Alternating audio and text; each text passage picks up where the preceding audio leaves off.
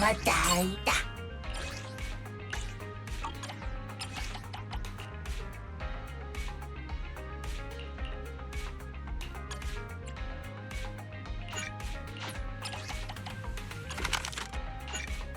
見事。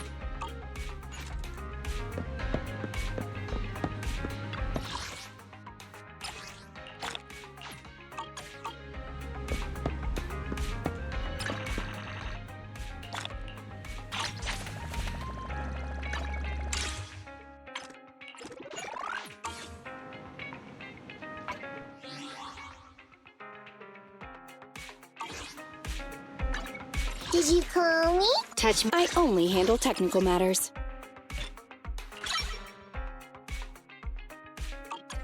I only handle technical matters.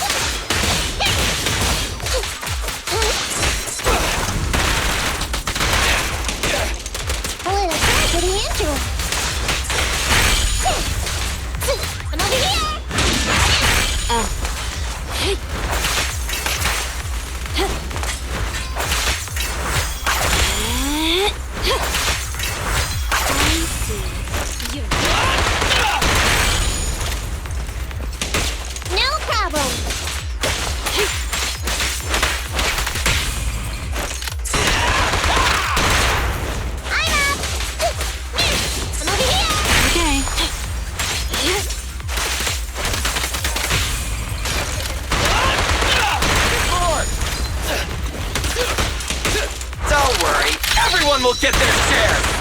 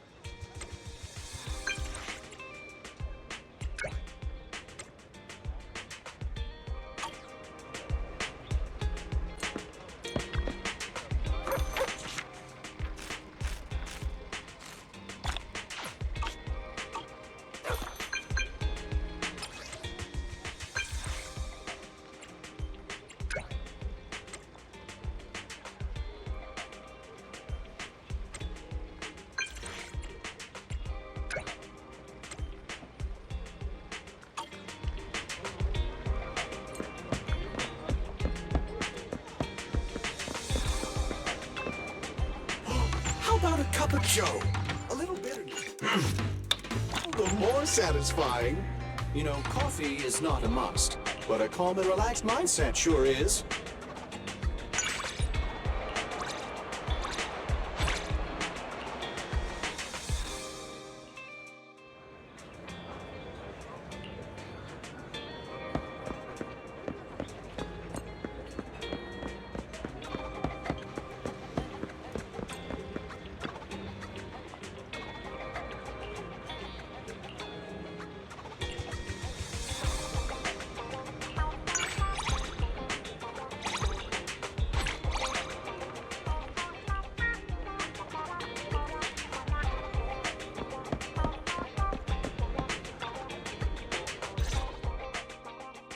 Do you want boba tea milk or mint tea milk?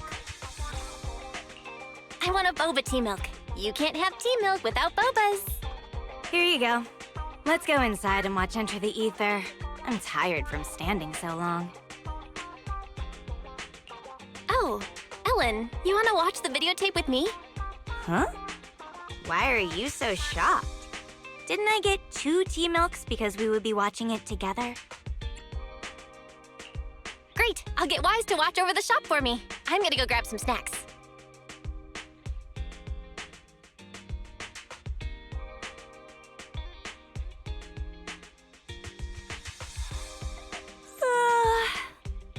Your sofa is so comfy. Thanks. It's a privilege for my sofa to be so comfy that you can fall asleep after only 10 minutes of watching the movie. Because the first 10 minutes were about the proxy getting infected with a virus. After that, the proxy fell into a deep sleep.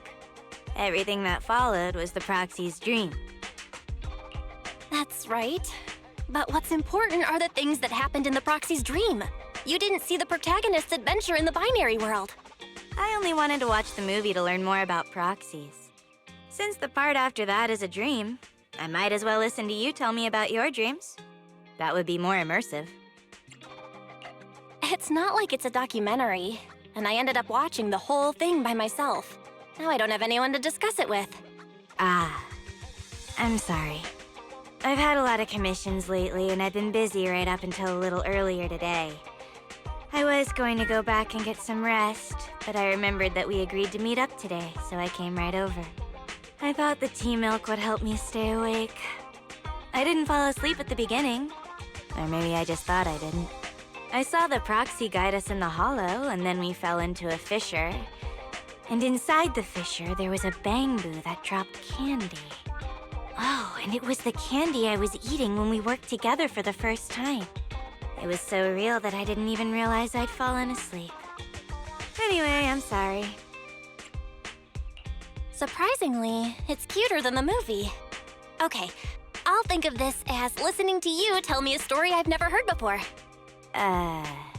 I'll come watch another film with you when I don't have any commissions on.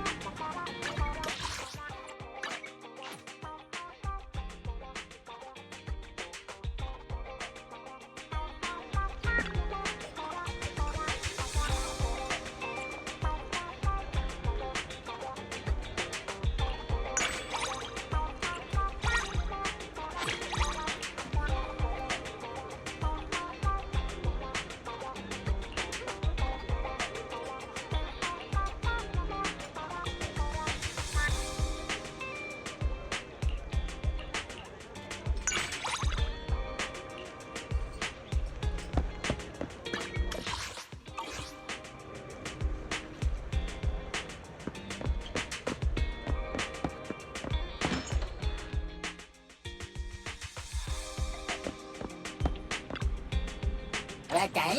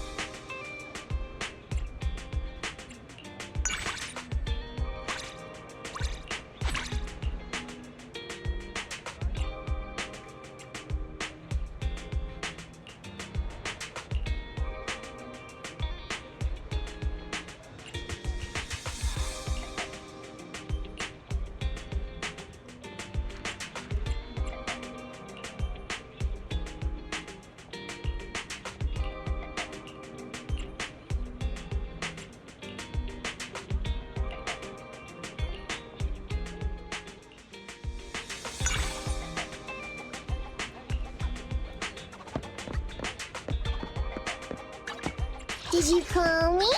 Meow.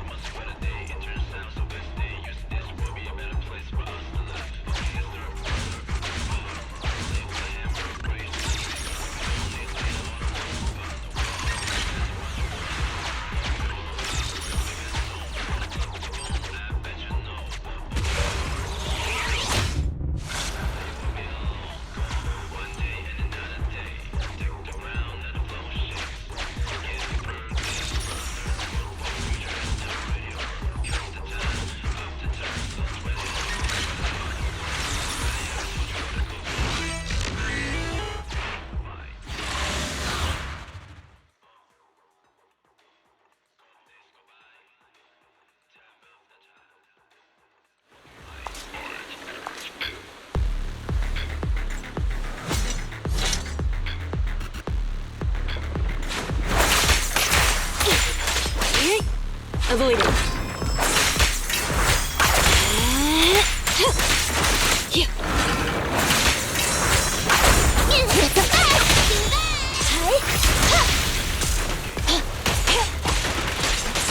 Okay.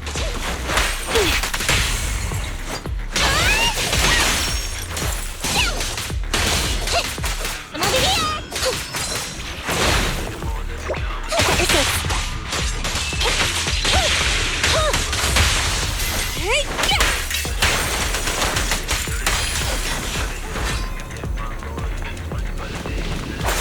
Better dodge.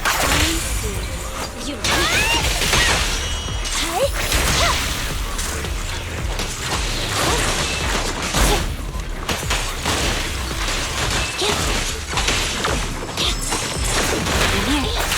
Out of the way.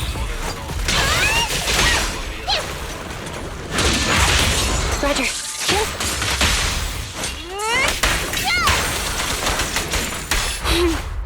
How annoying. Get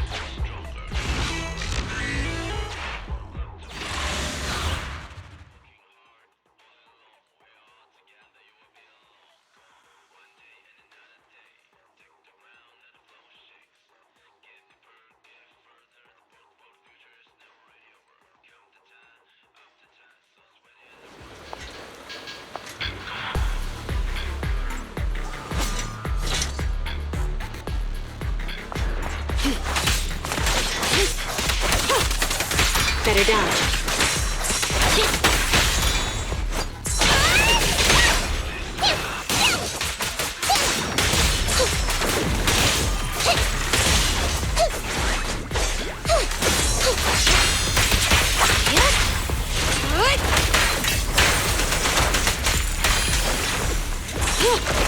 I'm up!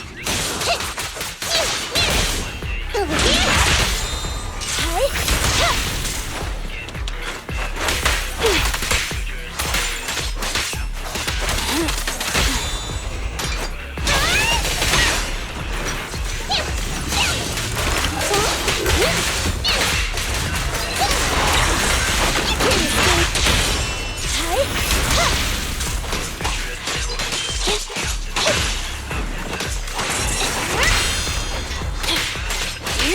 Avoid it.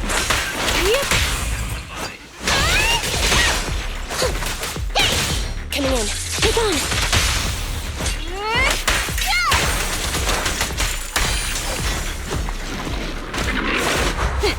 Thank you for your patience. No problem!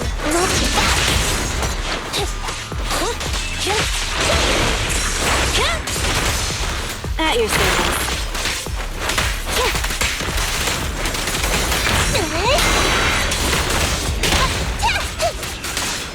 Hey, be careful! Roger. Let's hurry it up. Wanna try my massage?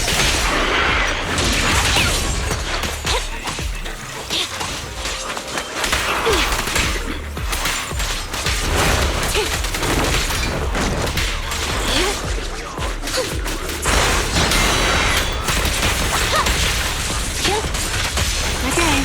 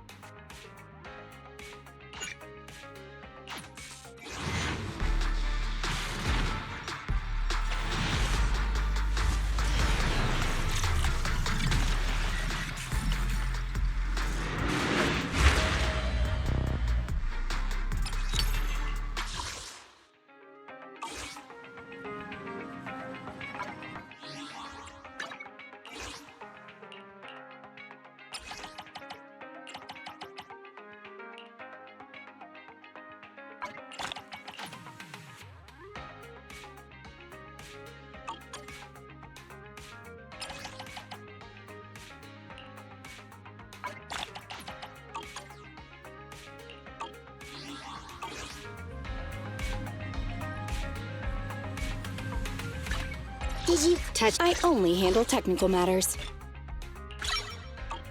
I only handle technical matters. I'll help you win. The lunch is on you.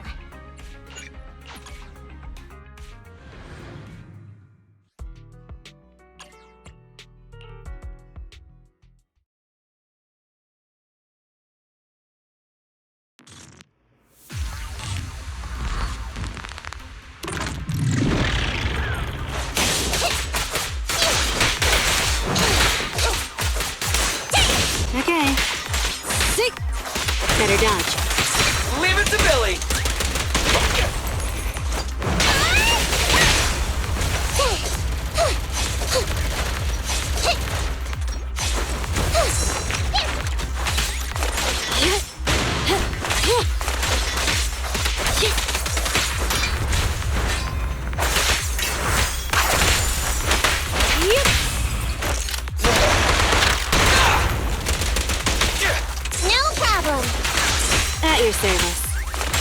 Take this.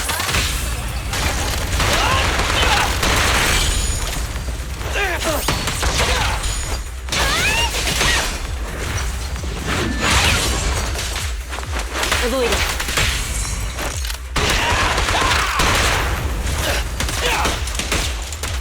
Watch it.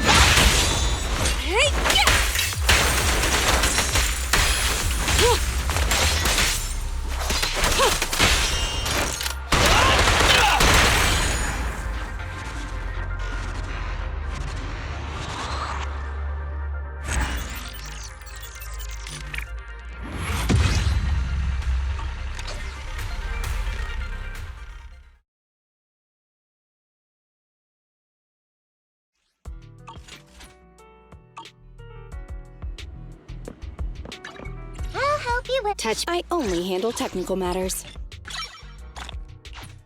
I only. Did you? You want to test my hammer?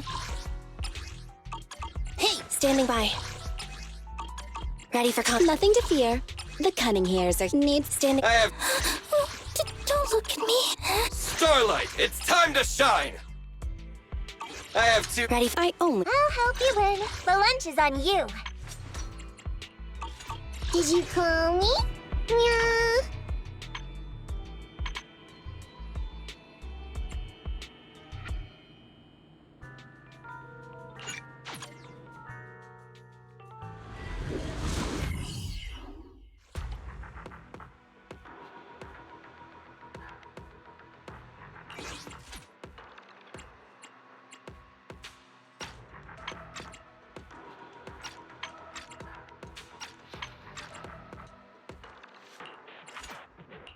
I'll help you win. You ain't seen nothing yet. Right, okay. I only handle technical matters. Standing by. Let's move.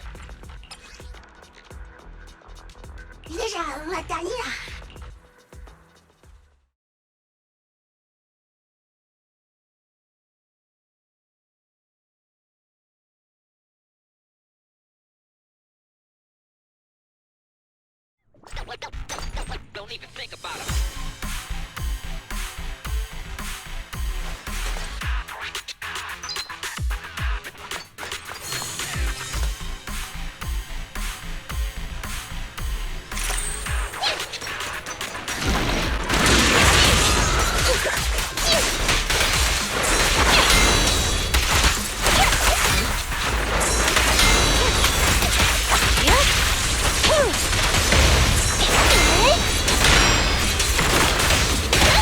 What a pain.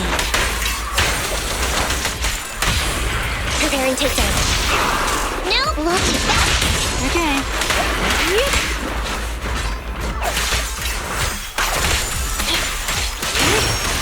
Get back. Roger. What? Back off.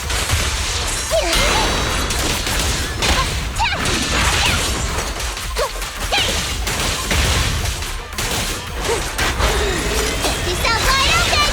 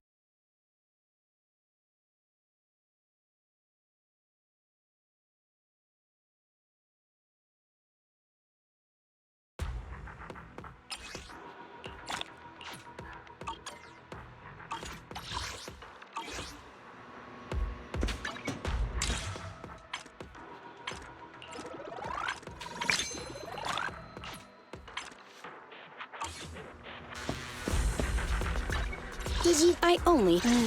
Time for some tail care.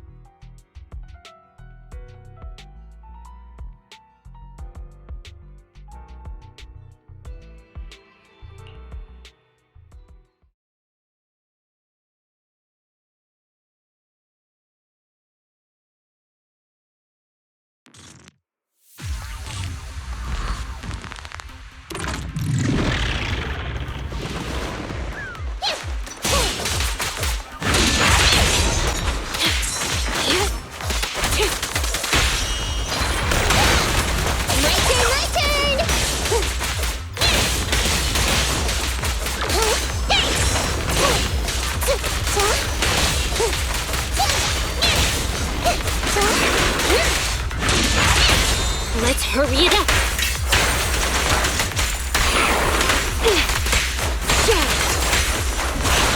A needle in a pulse?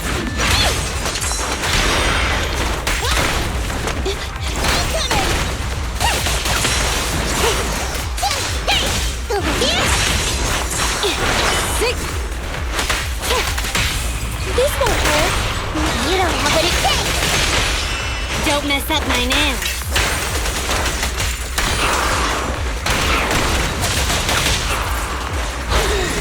Yourself wide open!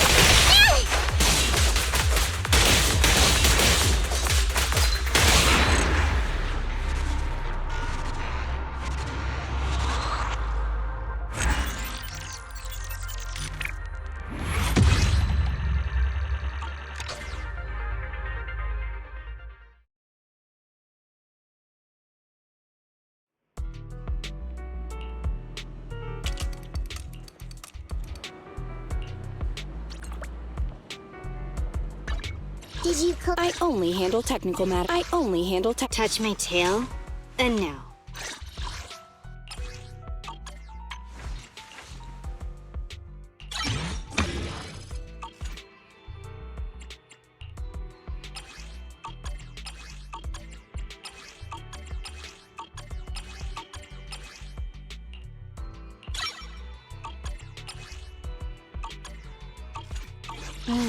Time for some tail care.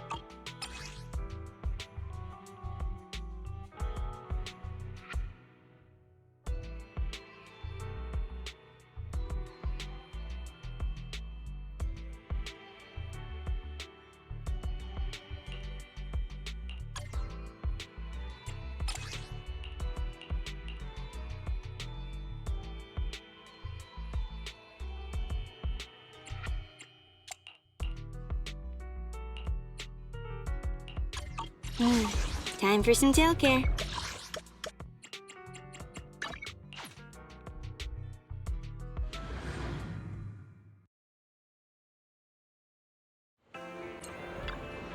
Welcome in. What mods are you going for this time?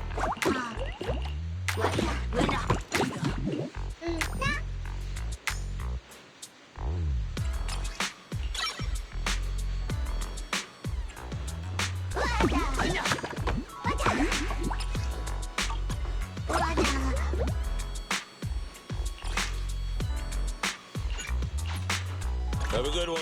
And please, come again.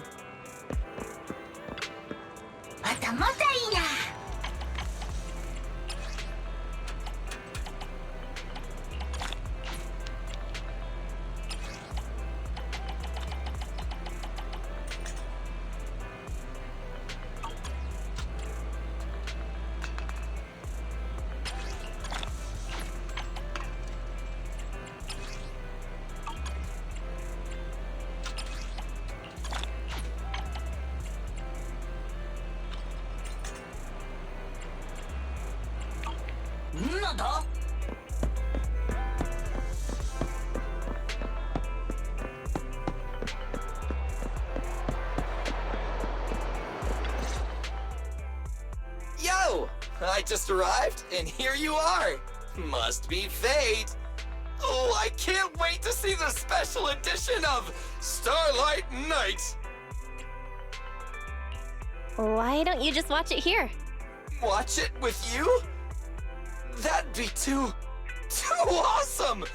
I was just thinking about going back and grabbing the TV I share with Ampy! Cause see, we share a TV among the cutting hairs, so we have to divide up its usage and... whoopsies. Probably shouldn't have said that. Let's just go watch that movie!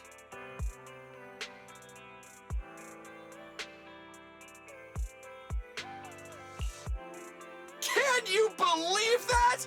That awesome shot at the end? I'm just a Starlight Knight who happened to be passing by.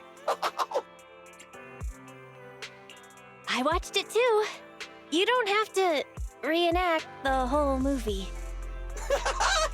I never get tired of watching the same movie. But if I'm honest, I never expected the 10 seconds of unreleased, never-before-seen footage to have 5 seconds of empty reel, then another 5 seconds of special effects. You actually noticed that? Did you memorize the whole movie? Of course! Even if it's just 1 second of new footage, I'll find it. I'd stake my reputation as a Starlight Knight on it. Hey, manager, can I ask you a question? Will you please sell me this videotape? It really means a lot to me. I'll pay good money for it.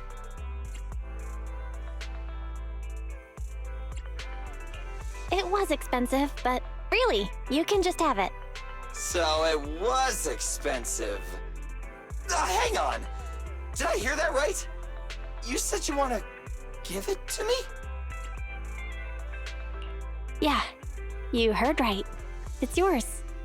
Oh, you're too kind! I almost thought I'd have to borrow money from Nicole. I'll never forget your generosity. I'll be sure to come to the store lots in the future.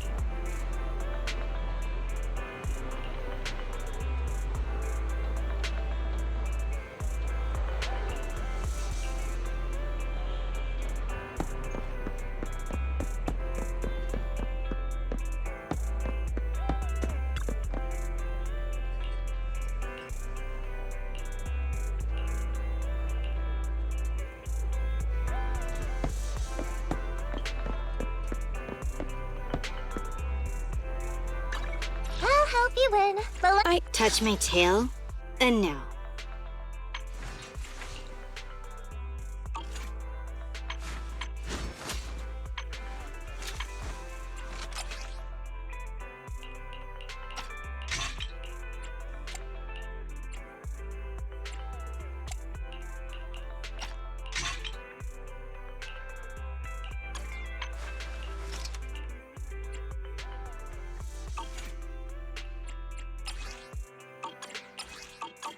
I'll help you win. The lunch is on you.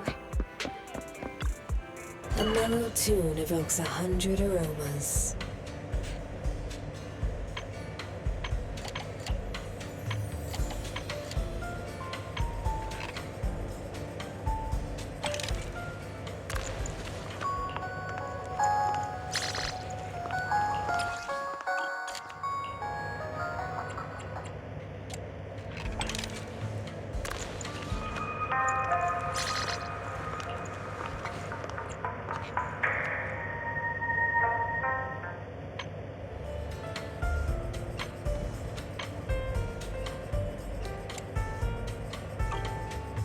Leaving so soon? A mellow tune evokes 100 aromas.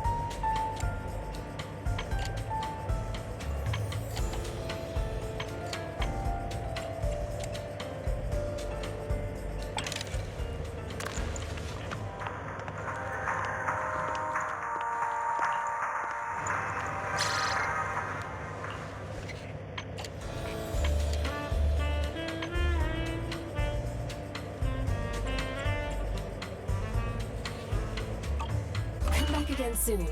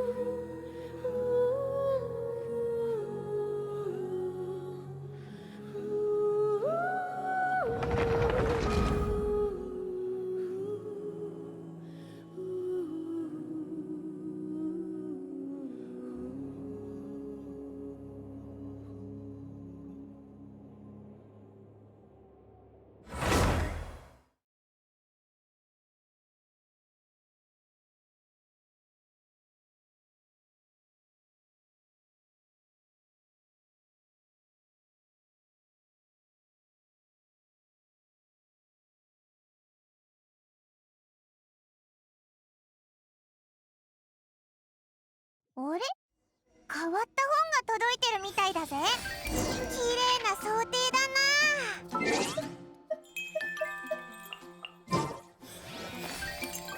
めちゃくちゃ気になるぞ。早く読んでみようぜ。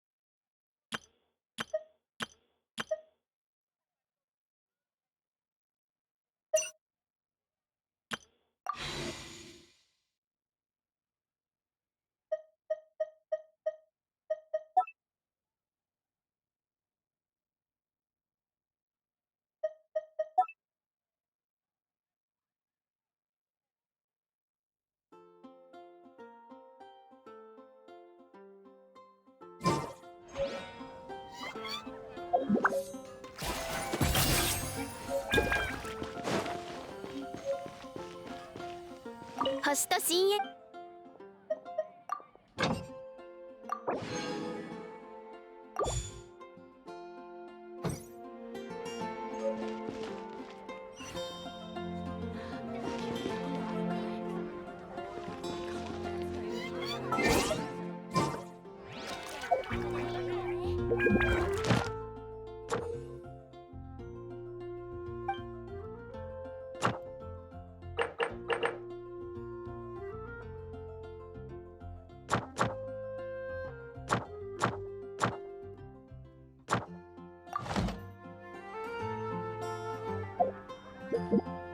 かつて天空には栄光の王国があった。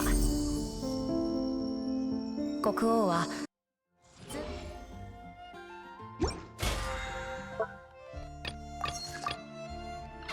たまま動くつもりがないのなら、いっそは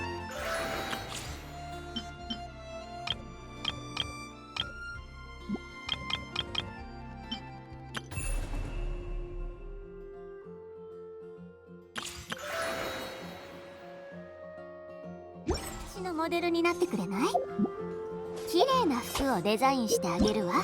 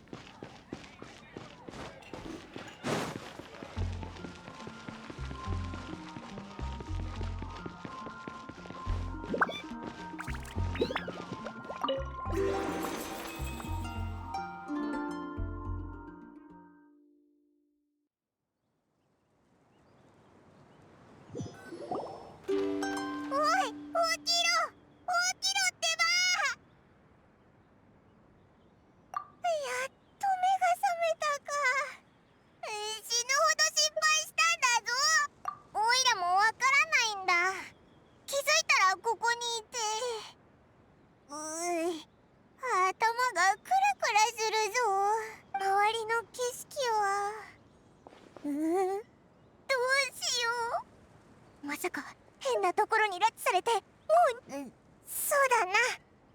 ふう、起きた時に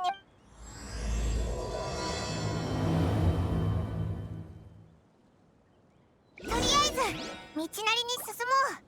誰かに会えるかもしれないしな。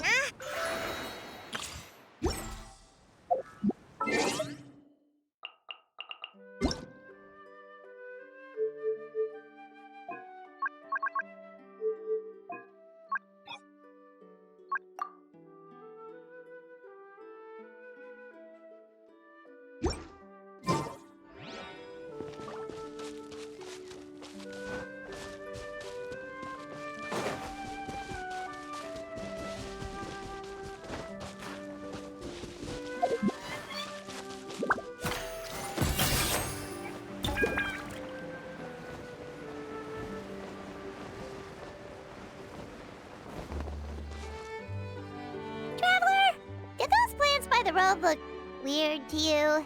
It almost looked like they were made of paper. And those two frogs over there? Yeah, they look like pieces of origami. Oh, by the shade of a lotus leaf stream, don't tell me you forgot. I didn't forget, Firecracker. I'm just...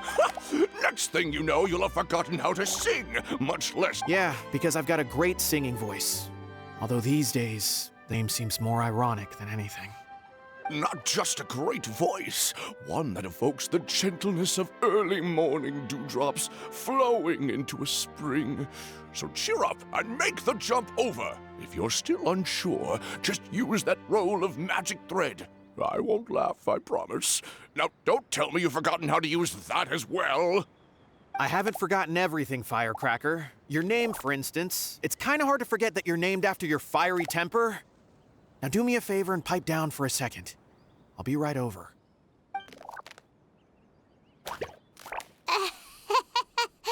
You saw that too, right? Paimon's not seeing things, is she? This place is getting more confusing by the second. Anyway, why don't we go after those two frogs? They didn't look evil or anything. Plus, they might be able to help us out.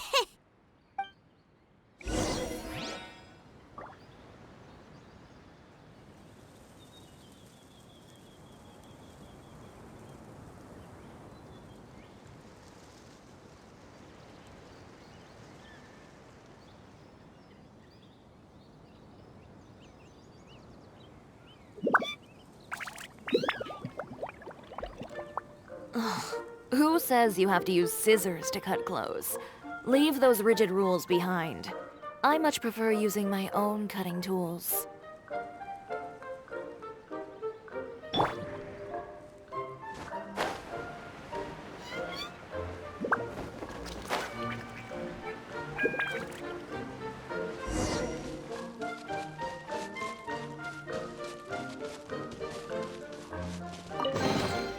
Piece of cake.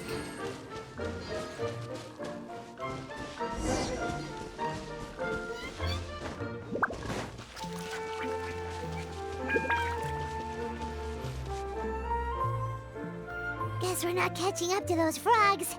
They were so fast. Paimon couldn't even tell where they hopped off to in the end.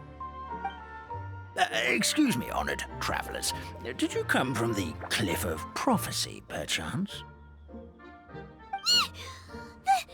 The chubby paper hamster just talked! Chubby? Who are you calling chubby? I've just got a slightly thicker layer of paper on me, that's all. Allow me to introduce myself. My name is Armand, and I'm an elder of the Forest of Blessings. I've been waiting here for the hero of prophecy to arrive. Traveler, could you pinch Paimon just to make sure she's not still dreaming? Pinching, you say? Well, I can help with that. Although you'll have to get a little closer. My arms are rather short. That's all right. We just need a minute to collect ourselves. Okay, let's think things through. We know for sure this isn't the world we're familiar with. The talking paper animals and all the paper trees and plants make that pretty clear.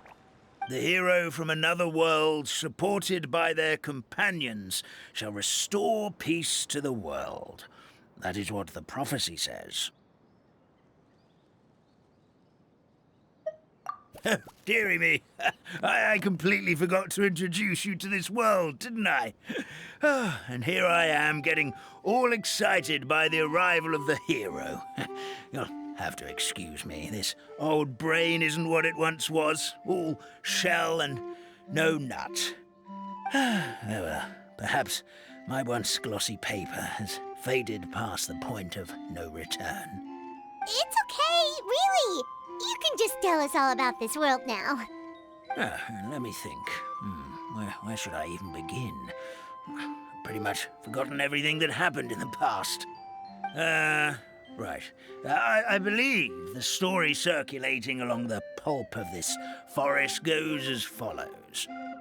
A long, long time ago, 3 goddesses created this world and named it Simulanka. The goddess of creation, who presides over matter and magic, created the mountains and rivers and gave us life. Her powers also paved the way for Simulanka to exist in numerous worlds. After the goddess of creation came the goddess of prophecy, with dominion over the stars and the course of fate itself. She induced the sky to spin and the earth to move. Even to this day, her statue still stands tall at the highest point of Constellation Metropole. The final goddess was the goddess of fate, she who reigns over all treasured tales and dearest wishes. She bestowed upon us the fierce and everlasting feelings of love and hate, and showed us the meaning of death and hope. Whoa, they all seem super impressive. Sounds like they really did a lot. Of course.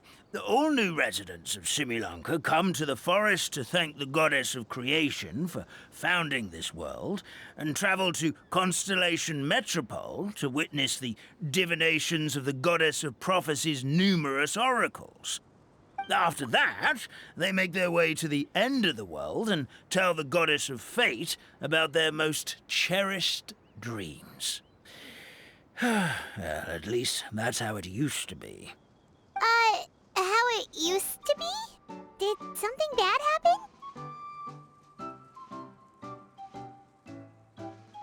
Oh, yeah. That has to do with the hero you're waiting for, right?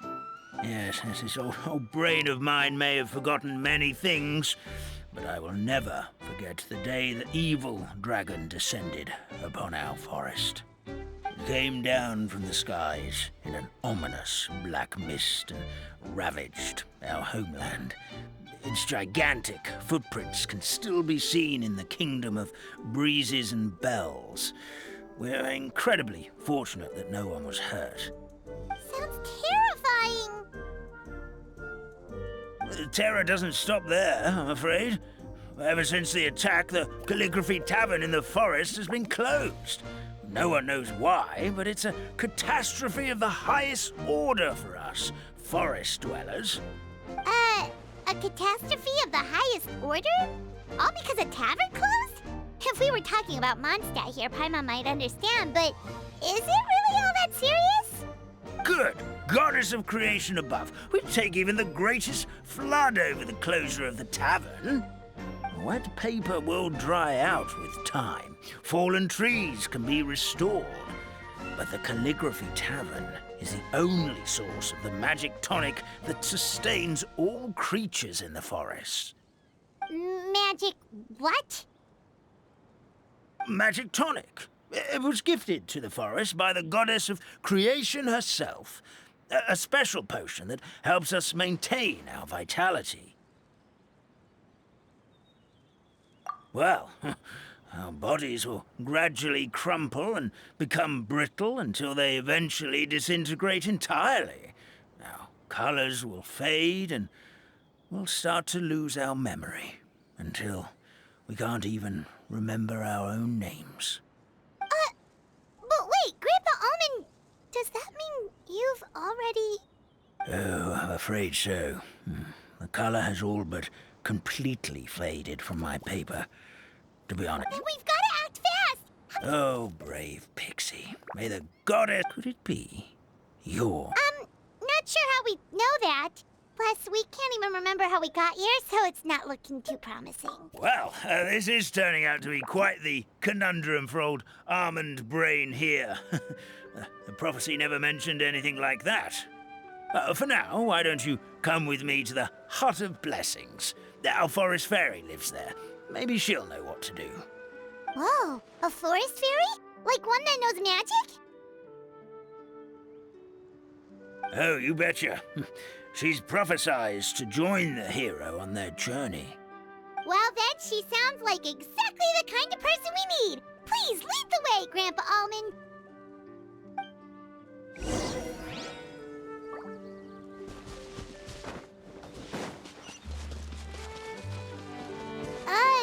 That meadow over there looks pretty strange. That's what the Calligraphy Tavern looks like. Now it's lost all of its color.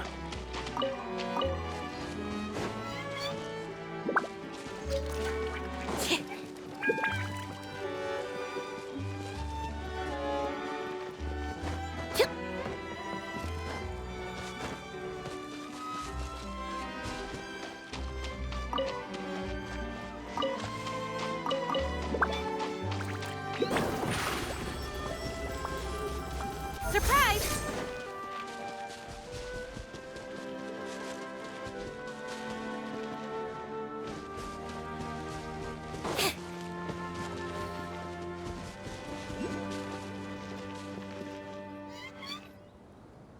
This is the place. If you could just wait a moment, the fairy should be... Traveler! Paimon! Paimon knows that voice! It's really you! I'm so happy to see you! So Nilu is the forest fairy? Well, you certainly look the part. Thank you. To be honest, I'm still getting used to it. It's the weirdest thing. I remember I was reading a book at the Grand Bazaar, and then I guess I must have fallen asleep at some point because, well, then I woke up dressed like this. And in my dream, someone spoke to me. They said, "You are the fairy of the Forest of Blessings. Now go, save the forest with your magic." At first, I thought this whole world was just part of the dream. But no matter how hard I tried, I couldn't seem to wake up. I couldn't find anyone I knew from the real world either. Sounds similar to what happened with us. We also have no idea how we got here. Anyway, sorry for my reaction back there. I got a bit too excited when I saw you two. It's okay, we totally understand. We were looking for a way out too. At least we know we're not alone. Oh, blessed be the goddess of fate above. You're already friends with the fairy of the forest. Grandpa Almond, thank you so much for bringing my friends here. Could you let the others know I'm coming? I'll head over right away. Of course, leave it to me. Hey-ho, pistachio. Today truly is a blessed day. Wow, Nilu, looks like you made short work of getting to know the locals. Well, when I arrived here yesterday, Grandpa Almond told me all about the state of this world. Since they think of me as their forest fairy, I just felt like I had to try to help them. Oh, so you mean like using some kind of forest magic to repair the tavern? Unfortunately, I don't know how to use the magic of this world. I've tried using my vision, but it doesn't seem to work here. If the books stored in this hut are anything to go by, this seems to be the place where the goddess of creation first made the townspeople of this forest. She folded the pages of books into small origami animals, gave them life with her magic, and with time, that's how the Forest of Blessings took shape. Maybe one of the books here could teach us how to use magic. I read them all, but only found one reference to magic. The incantation, abracadabra, means to create what I say. This is a world made up of words, where fantastical powers can be wielded by all. Okay, so basically everyone in this world can use magic? That's nice, but still kind of vague. Yeah, from the other books I read, it seems like this goddess really likes to play fast and loose with the details. So, what should we do now? Didn't you say you were going somewhere, Nilu? Oh, yes. I was going to help some of the other residents of the forest. They've been busy making preparations to reopen the tavern, so I thought I could help out. Got it! Guess we should just focus on what we can do for now. This whole thing is making me pretty nervous, actually.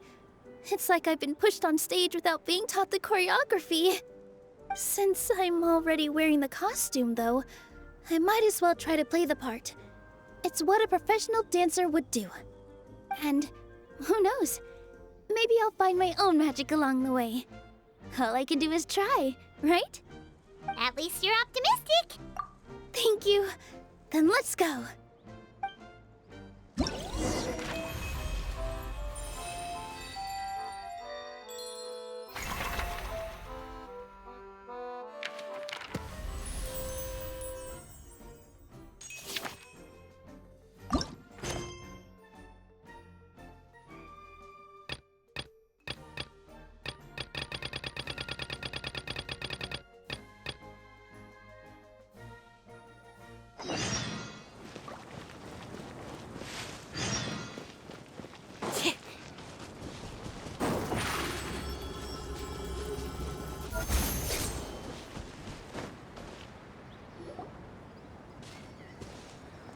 Look, the forest fairy is here, and she brought her companions.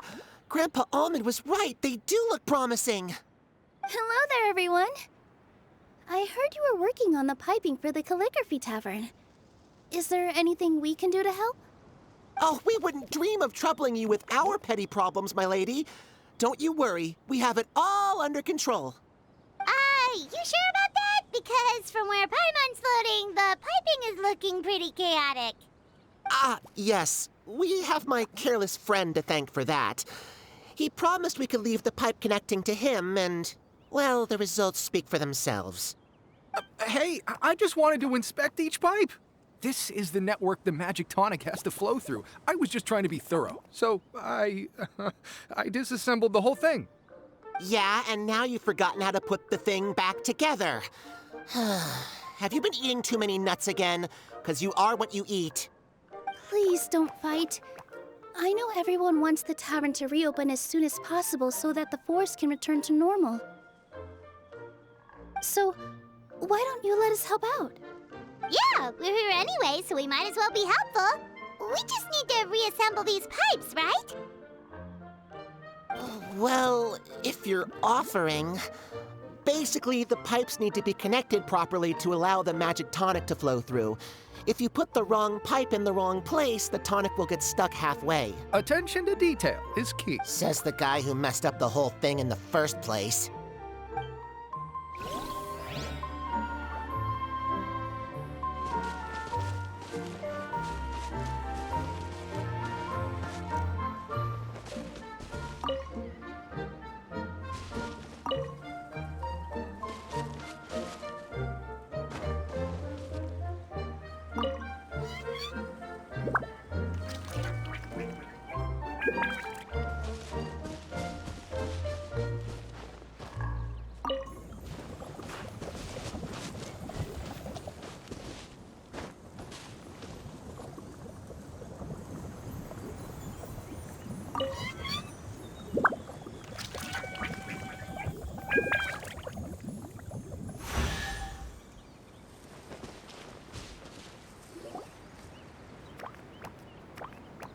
Oh, amazing! You did it! Now the tonic will flow into everyone's cups without getting stuck, right?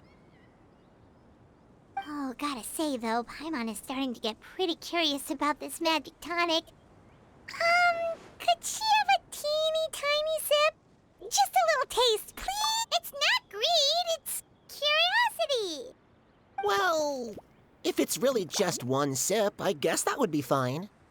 Just be careful. This is one of the last cups left in the entire forest. We're supposed to save it for our research. Just a sip. Promise. Okay, here goes. What was that? Oh, it's sticking in the Paimon's tongue. Wait, is this just regular ink? Wait, does that mean what the legend says is true?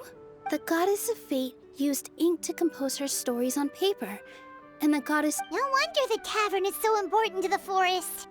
Maybe the fading disorder occurs when the ink within the body dries up. That would... Oh. I'm not really sure I can really wrap my head around this conversation, but there's no need to get all worked up on our behalf, my lady. What do you mean, can't wrap your head around it? The fairy is recounting the story of how the goddesses gave us life. Really? Don't be ridiculous. There's no way you're old enough to have met her. We're the same age, and I think I would know considering we went to tell our wishes to the goddess of fate together, so... Oh, fine. It was my grandfather, all right? He said that one day after he finished in her hands, she held the very... Cut the theatrics. Wait, so that's it? Oh, so in your world, the creation of life is a much showier affair?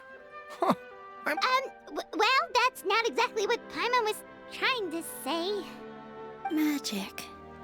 That's enough out of you. All your boasting is confusing our kind fairy. Oh, no, it's all right. I actually... The honor was all out. Traveler, Paimon, we should make our way to the next location.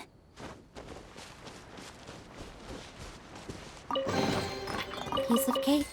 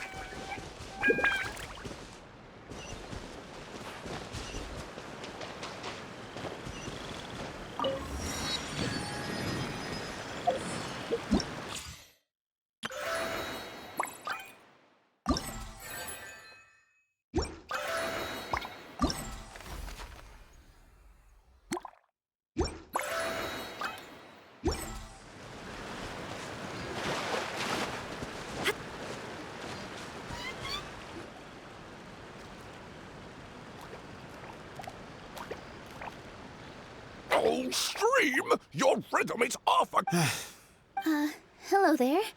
I hope we aren't interrupting your... Wait, these are the two frogs we saw on the road. Ah, the forest fairy is here! For the love of But Oh, don't pressure yourselves on my account. Are you rehearsing for a show? Sure are. You see, our group regularly performs for guests at the tavern. We've been out of work for quite some time, with the closure and all, but after hearing of the fairy's arrival yesterday, we figured we needed to get in performance shape right away. I understand how you feel. Back at the Grand Bazaar, Zubair Theater's always busy with rehearsals too. The Grand Bazaar? Do people there sing on lotus leaves as well? Yeah, they do. And it's a really big one. You're the conductor of your group, aren't you? You remind me of Mr. Zubair. Ah, then he must be an ambitious director. One who would do anything to avoid disappointing a single member of the audience. It's just... Is there anything we can do to help you, Mr. Stream? Oh, no. My problems are mine and mine alone. It's just, after the tavern closed, I somehow forgot how to sing. I'm always a few beats behind everyone else, and I keep singing out of key. You were our trump card, our best singer by a mile. I know, but... So he is a victim of the fading disorder too? Don't be sad, Mr. Stream. Whenever I've forgotten important dance steps in the past, my friends at the Grand Bazaar always stick by my side to encourage me. They smile and patiently tell me everything's going to be okay. Then they play the melody for me over and over until the steps finally come back to me. Now, it's our turn to help you. We just need to help you remember how to sing, right? The Traveler's got a great sense of rhythm. We can help keep you in time. Well, what do you say, Stream? I think it's a great idea. Just focus on the lyrics and... Are you sure? Don't worry about it, Mr. Stream. All right, then. Thank...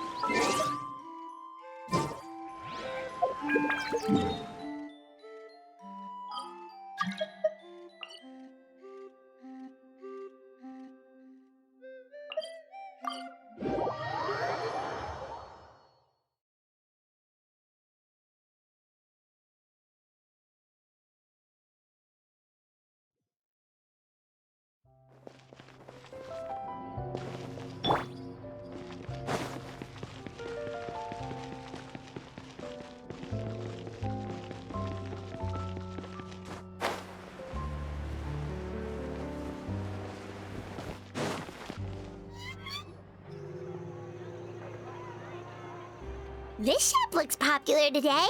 Wonder what the occasion is.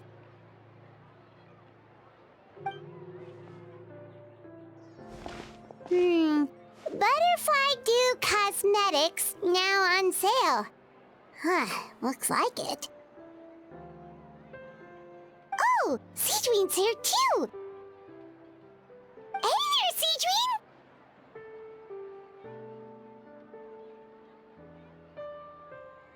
Hello there, Traveler and Paimon. I hope you're keeping yourselves fit and healthy. You bet we are! So anyway, what are you doing here, Seedween?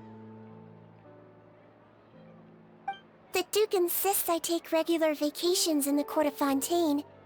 This one just so happened to coincide with a promotion for a new skincare product, so I came over to take a look. I like to keep up with the latest industry developments when I can, to help me with my magazine articles. Wait, you write? For a magazine? Which one? It's called Beautés en Fleur, and it's run by the Fontaine Beauty Association. I've done lots of articles about skincare for them, using the pen name Maritime Flower. Oh, wow! You're a maritime flower? If I... What's so weird about that? Everyone loves beauty! I really like this role. The staff at cosmetic shops are always so polite. And as long as I wear a big smile on my face, I always get the best customer service. Well, they sure don't want to make an enemy of the maritime flower.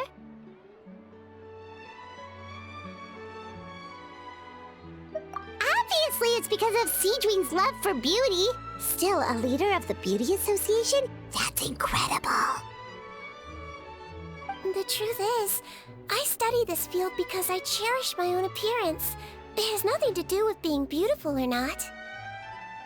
Oh, the words of a master beautician defy comprehension! Oh, wait, you're saying that natural beauty is the highest form of beauty, right? Not really. Actually, Milesian aesthetics are very different from human ones.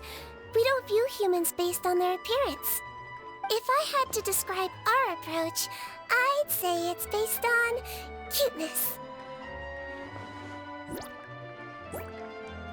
Oh, really? Yep. Still, I really value my current appearance, and in the process of taking care of it, I've ended up learning quite a lot about skincare and stuff. It turns out, my knowledge and experience is pretty popular with beauty product lovers. It came as a big surprise to me, though. Oh, Paimon gets it now. But speaking of your appearance, how come you look human anyway? Are you like only half Melusine?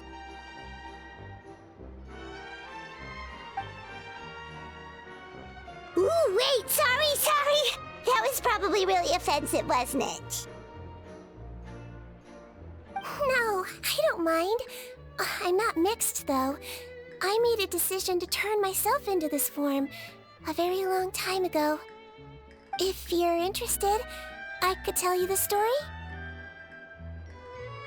A shape-shifting story? Oh, heck yeah, of course we're interested!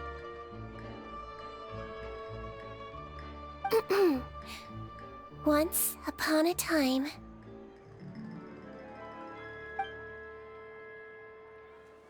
Long ago, humans rejected Melusines, and Melusines feared humans. There was one Melusine who became fascinated with human medicine, but no human wanted her help. And there was one girl who liked Melusines, so no humans would make friends with her. So, the Melusine became the girl's friend, and the girl became the Melusine's patient. Your checkup's all done. You're still in perfect health. Thank you, Dr. Melusine. In this game of doctor and patient, a friendship was born. Then, one day, the girl fell ill. The Melusine was the only doctor to arrive on time, but the adults sent her away. Scram! Melusines can't be trusted! So just because I'm not human, I can't save my best friend? In desperation, the Melusine approached the frightening witch. She begged and begged until she got a reply. If you take this potion, concocted of sin, you will gain a human face and grow human limbs. But then, you will lose everything that attracted this friend of yours to you in the first place. Can you accept that? The Melusine did not hesitate for very long.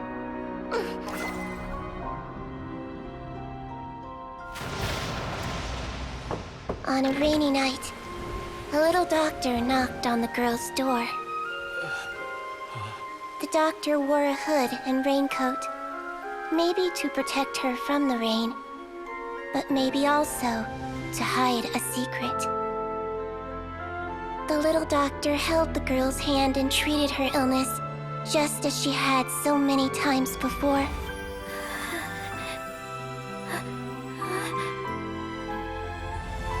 Dawn came, and the little girl's condition improved. But the little doctor was long gone, for she knew her friend would never recognize her again. And so, since then, I've lived my life in human form. Most people who know me just think I was born this way. Ooh. A witch? A potion? Why does this sound like a fairy tale? Trust me, it's a true story. Must be the way you told it then. It just sounds so...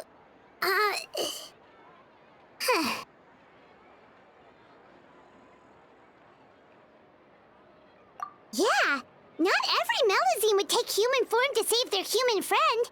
That must have been a huge decision. Treating patients is a doctor's duty. We must always find a way, even when the going gets tough. Ugh. It's so crazy that they turned you away just because you were a Melusine, especially when their daughter was so sick. Well, sometimes appearance can be a real barrier. But that was a long time ago. I like how I look now anyway.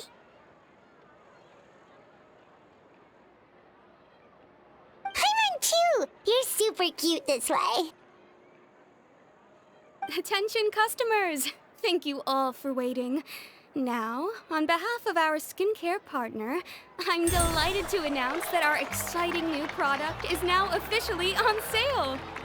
Well, there we go. Let's have a look, shall we? Oh, Paimon, if you want to buy any skincare products, I'll be happy to give you some suggestions. Really? Personal advice right from a leader of the Fontaine Beauty Association? What an honor! Allow me to introduce our newest skin lotion, Butterfly Dew. I'm sure many of you have already read about this product's trials in the newspapers. To say that it improves skin quality is an understatement. This product gets its name from the way it We are thrilled to have the inventor of this... Thank you. Hello, everyone. I'm Rawat, and I develop... Wow. He's a researcher? I'm well aware that, of course, appearance is a skin... It can rob a young person. But what if our appearance wash away moles, birthmarks, and wrinkles, and they can no longer rob us of our confidence? Replace them with lust? That is why Butterfly Dew exists. Its mission is to allow us to shed our pupae, undergo a complete metamorphosis, and embrace a new life. Well, whether it actually works or not. Of course, I tried it. Wow, then it... Still, I don't expect to convince... Oh, Paimon! Ah, what an honor! It appears we have a... Oh. Here you go. Well, it's very kind to the skin, and the absorption rate is high. Wow, now that's hype! I'll take one. Any discount? All right. Well, all that remains for me to say is... Think we should buy a bottle too? Aww, really? Well, it's still... And if you're worried about whether it's the right product for you, well...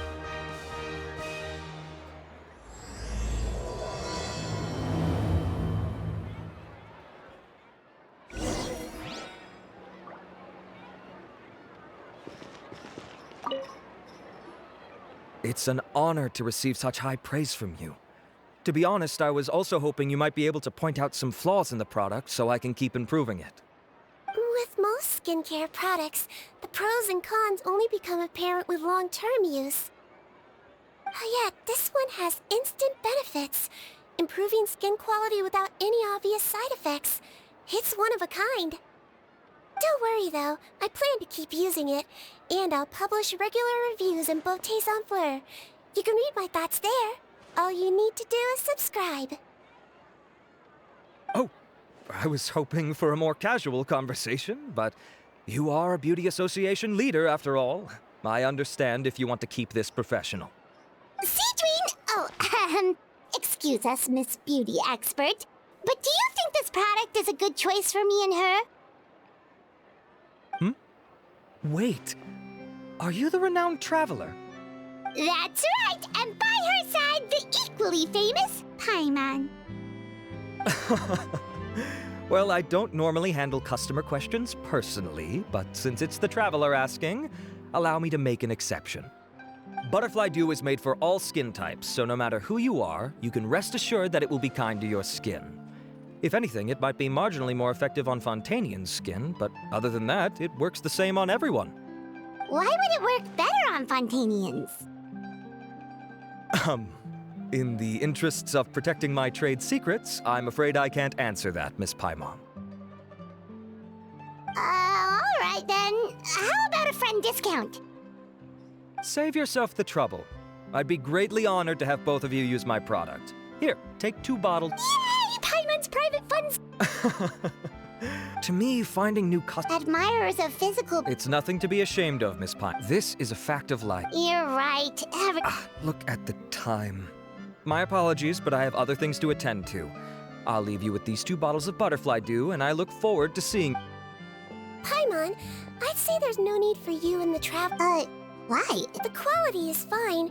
I just think there's room for improvement. I think... Really? Then why... Researchers are a very special breed of human. You can point out their flaws to their face and they won't mind very much.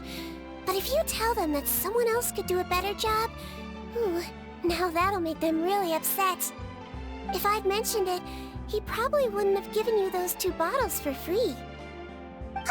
Fair enough, that makes sense.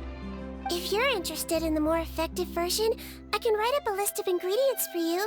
Just come get me once you've gathered them. When you say more effective, you mean it'll make Paimon even prettier? Ooh, how can we say no?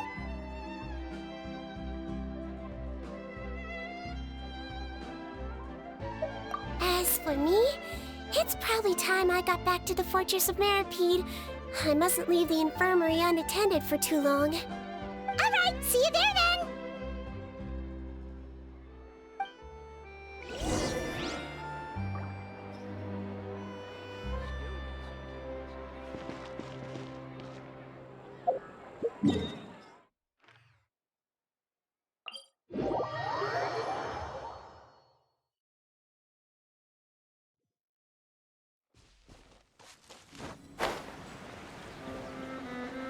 Just up ahead, Traveler. The ingredients for Seedween should be nearby.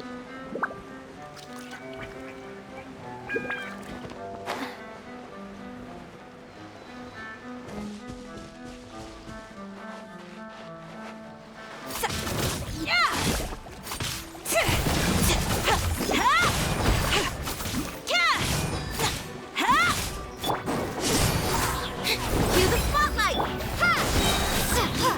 Shine down!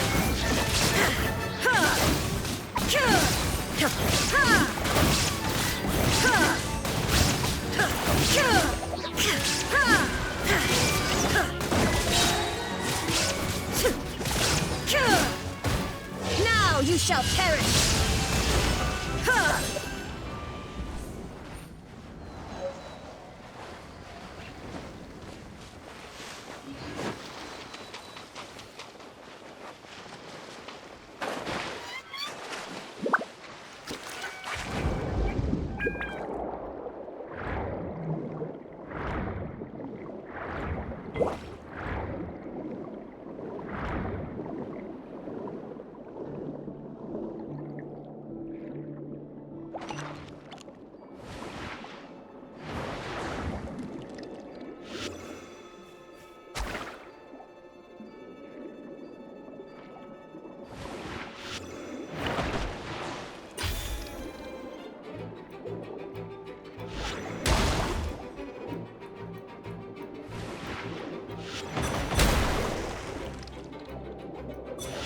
Great! That's everything! Let's head to the Fortress of Maripede!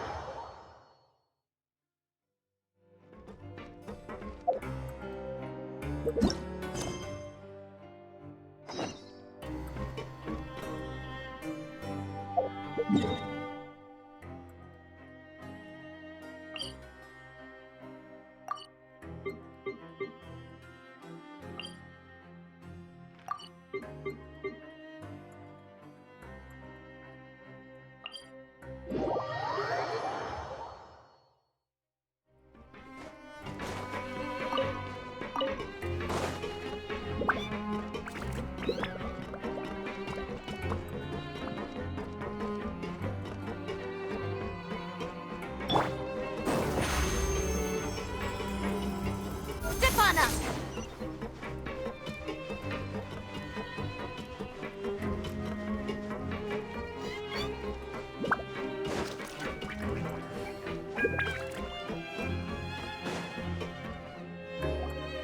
Whoa, the infirmary is packed! Please, you have to believe me. I saw it with my own eyes last night. Another me! He looked exactly like me. Got it? Okay. I've written down everything you told me. Now, I have a few tests to run. Take a deep breath, and don't worry, it's nothing to be nervous about. First, which finger am I holding up? Your index finger, but I'm telling you, my mental state is fine. I'm not crazy. Very good. Now, on to the next. Hey there, Your Grace. It's been a while, huh? Ah, it's you two. Indeed it has. I would offer you some tea, but I'm afraid the timing is unfortunate. Duty calls. No worries. Actually, we were looking for Seedween. Do you, know what all of this is about? This inmate came running to the guards in a panic, claiming to have seen his exact doppelganger. A doppelganger? Doesn't that just mean someone else kinda looks like him? And that's what I thought when the report first reached my desk. But we've inspected our records. No one even vaguely resembles him. Considering how certain he is of what he saw, I can only surmise that he's having some mental issues. So I brought him for a medical evaluation. All right, very good. Take a sip of water and rest for a bit. Evaluation complete. I couldn't find any symptoms pointing to a physical condition. I see. So do you still believe there's more likely to be an issue with his mind than his body? I have to assume so for now. Psychological issues are more difficult to detect. At this stage, we can at least confirm that he is in command of his cognitive faculties. The rumor mill will go crazy if word of this gets out.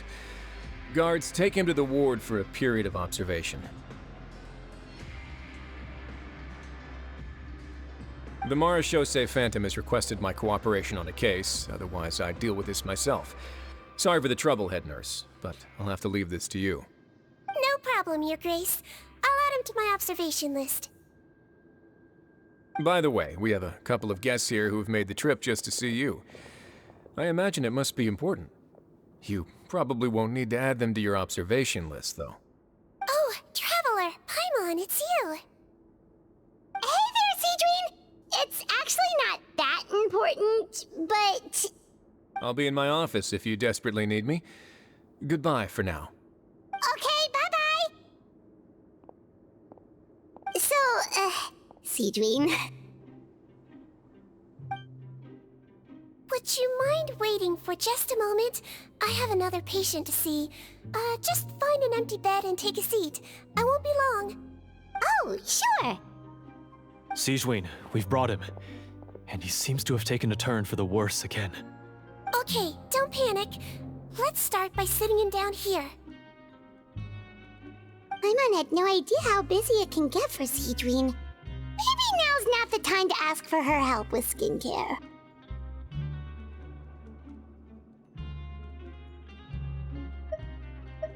Good point. Besides, it might actually be interesting to observe her at work. Well, this could hurt, so I suggest you take a deep breath first. Did his face melt? What happened to him? It's anyone's guess. His face melted off shortly after arriving at the fortress. But since he's a serious offender, he can't be allowed out for medical treatment. Best we can do for now is ask the head nurse to give him something to manage the symptoms. Oh, this is gonna be awkward. We still need to bring him to the Marechaussee Phantom for questioning. What if he scares them half to death? Will that be our fault? The Marechaussee Phantom? Does this have something to do with the case Risley's dealing with? Yep, it was a huge case. They bagged a few dozen crooks in one fell swoop. And this guy's the baddest apple of the bunch.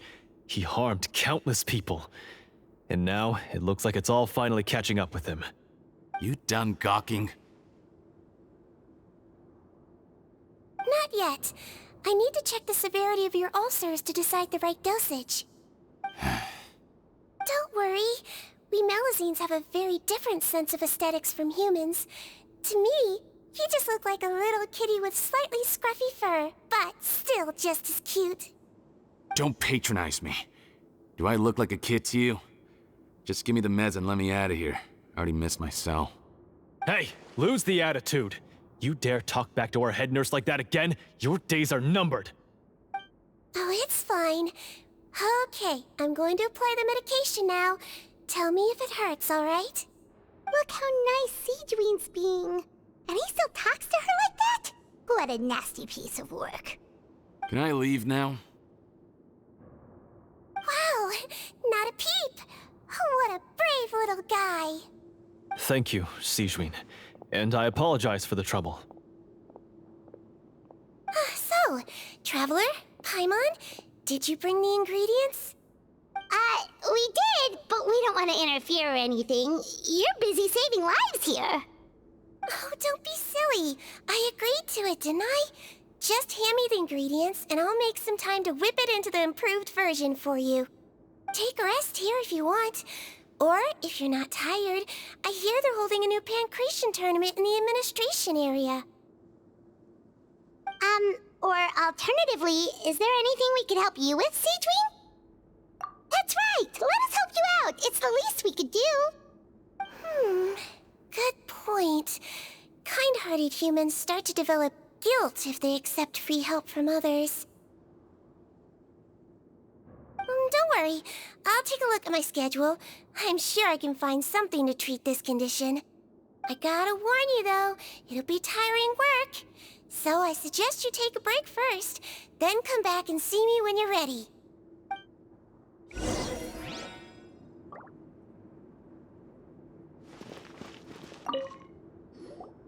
We're ready, Seedween! What's our first mission? I found the perfect job for the Traveler. First, I'd like you to lie down in this bed.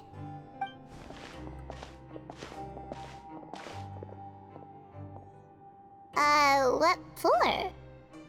I need you to pretend to be sick. What? Oh, is it that difficult? I thought you did a pretty good job last time. Oh, so you knew. I sure did. She was way more interesting than the usual malingering inmates. When you played along very well, Paimon, I observed you two for quite a while after that. Well, this is awkward. But why do you need us to do it again now? No time to explain. My next patient will be here any second. Oh, please, just do as I say. You can, pretend like you've got a nasty headache. Okay.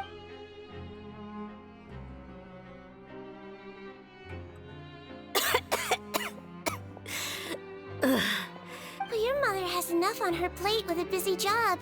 Well, the last thing she needs is to worry about you being sick as well. I know. I shouldn't treat the place like a playground. Shouldn't go swimming in the lower levels where we join up with the sea. I thought I'd be able to have some fun here at the fortress for a few days. All right. Sit yourself down and I'll take your temperature. Your fever still hasn't gone down. Well, here's your medicine. 1 cup for starters, and we'll see if it helps. But Doc, it's so bitter. Do I really have to drink it? I mean, I'll be fine, right? I've got an uncle who caught a cold. His fever went away on its own after a couple days. Can't you just write me a note saying I'm on the mend? I just need something to keep my mom off my case. I sure can. You're a very brave boy, after all. Huh? Brave? What makes you say that? Well, if you want to rely on your own immune system to clear up your fever, well, then you'll have to tough it out like this young lady.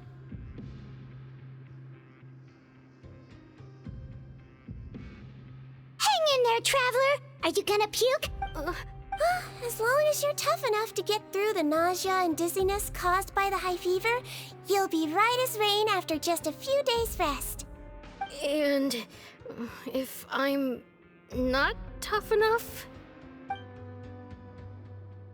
Hey! Wake up! Wake up! Put it this way. At least you'll never have to see the doctor again, right? I think maybe I'll take that medicine after all, if that's okay. Oh, of course. Here, it's still warm. It's so bitter. All done. Great job, you two. That kid really doesn't know what's good for him. His mother's a guard here. She's been working back-to-back shifts lately, but unfortunately his father's away on a business trip right now. She had no choice but to bring her son here for the time being. He was quite happy at first. He seemed to think that the Fortress of Meripede would be all fun and games. So you made us put on that act just to scare a kid into taking his medicine? That's a pretty sneaky trick. Seems like there's a whole side to Siegeween we never knew about. It's a technique I learned from my teacher. Oh, you had a teacher? Was she a Melusine doctor too? She was human. She passed away a long time ago. Oh, sorry. No, it's fine. I really liked my teacher, so it's always nice when I get to talk about her with other people. She was a traveling doctor, and since she didn't have a clinic, she'd go out and visit her patients wherever they were. Dealing with the badly behaved ones was her specialty. She used to say, if you can scare the little brats into taking their medicine, you won't have to hear them wailing and screeching when their condition gets worse.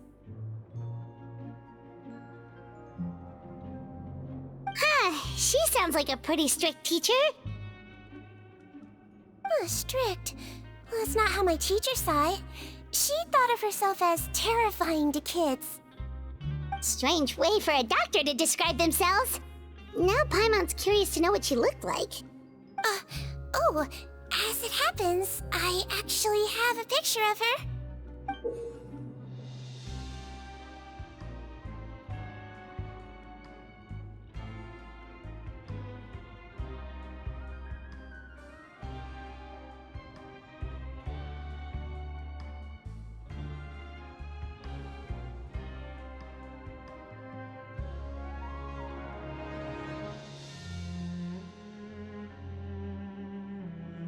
Oh, wow, yeah, okay, that'll terrify the kids.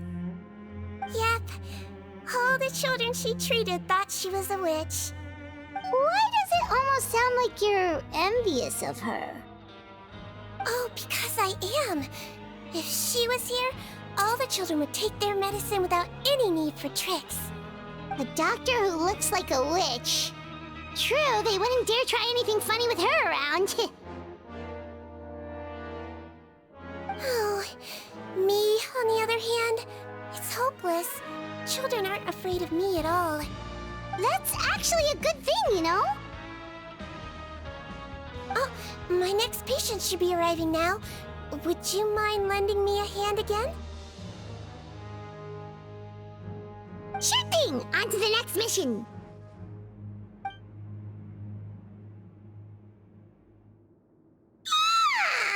Is it nighttime already? That flew by. You really have a busy job, Siegeween. Well, thanks to you two, it was much easier today. Aww.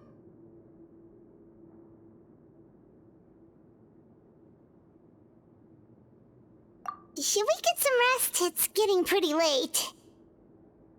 Oh, there is one last thing.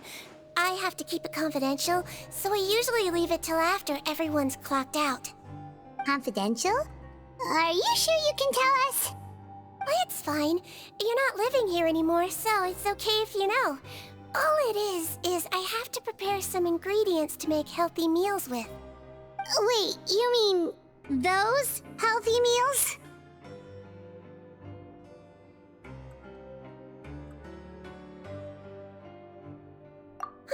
My patients refuse to eat any healthy meals I prepare in front of them, so I have to prep the ingredients in secret, then let the chef at the Coupon cafeteria handle the rest. Considering even the chef's version makes people uneasy, it really makes you wonder what's in it. You want to find out? I can teach you how to make it. That way, if you ever suffer from exhaustion on your future travels, you can prepare a healthy meal for yourself. It's really good for you, you know. Sure? Guess we can help out one more time.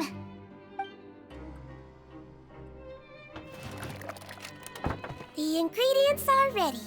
Now, put them on the table and add them in the order I tell you.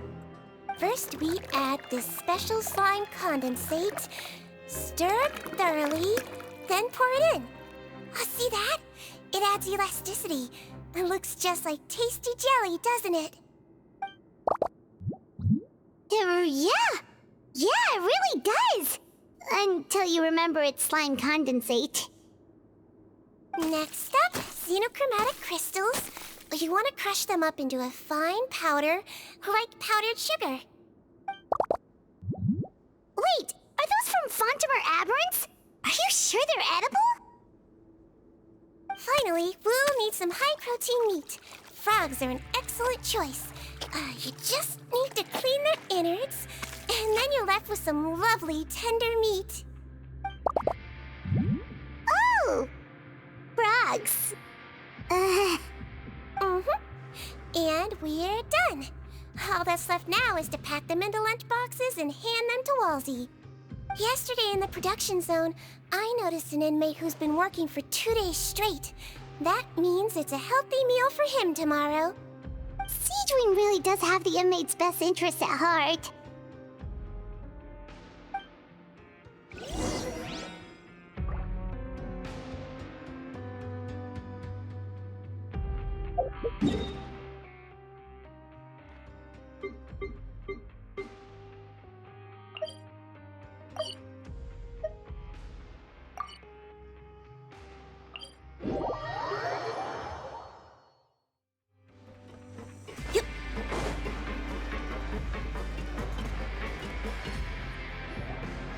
Ah, head nurse. Got some extras for me? Just the one today. The serial number's on the lid. Sounds good. I'll make sure it gets delivered. Sounds like they're talking in code. Thanks for your help. Oh, it's no trouble at all. I only wish I could do more. You work so hard for all our sakes. I'd happily lose a little sleep if it meant helping you out. That won't do. If you reduce your sleeping hours... All right. Nurse's orders. I'll do as I'm told. But you take care of yourself, too.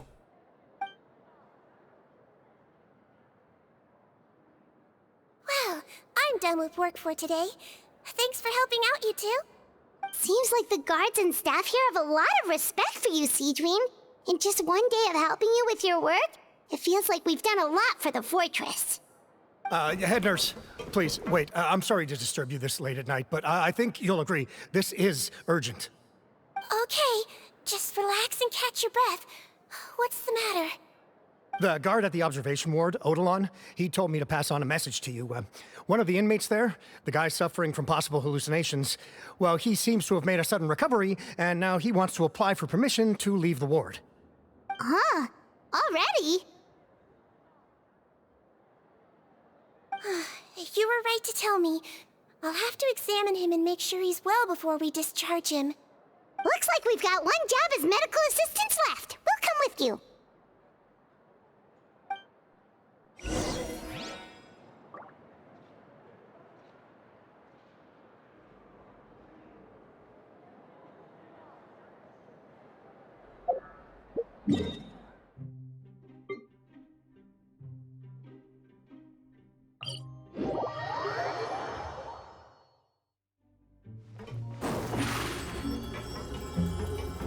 Over here!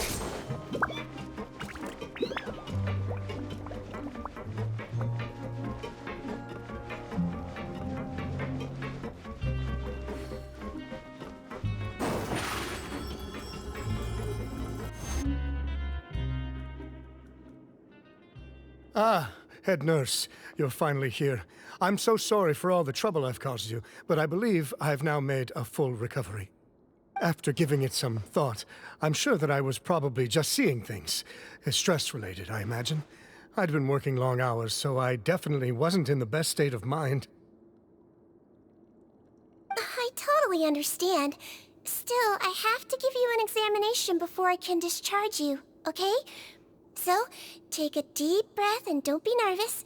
It'll be the exact same procedure as we did this morning. We can start whenever you're ready. Again, so sorry. I was in such a state this morning, I barely recall anything. Would you mind taking me through it again? Oh, not at all. It's a lot to remember. First up, we have a little cognitive test. Just concentrate and you'll be fine. To start with, which finger am I holding up? Your pinky.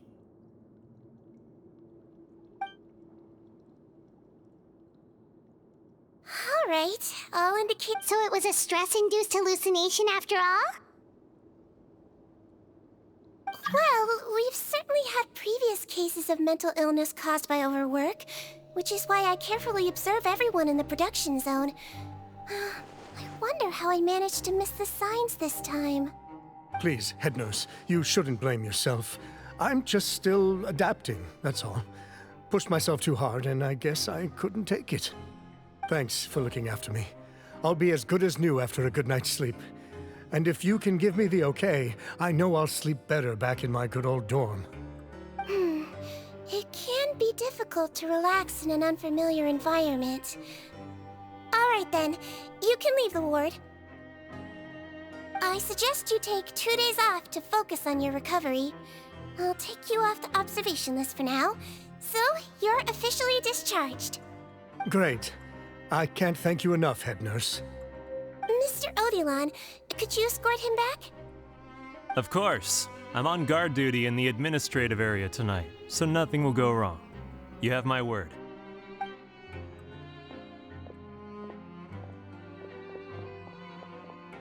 Guess you're finally done for the day now, huh? Yep. But I still haven't gotten around to making that improved lotion for you yet. Oh, no rush! Seriously, it's super late now. You should go get some rest too. Well, tomorrow it is then. Good night, Traveler. Good night, Paimon. Hope you sleep well.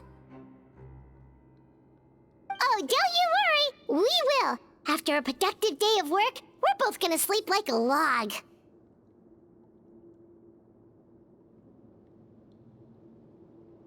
Yeah, sleep tight, Seedream. See you tomorrow!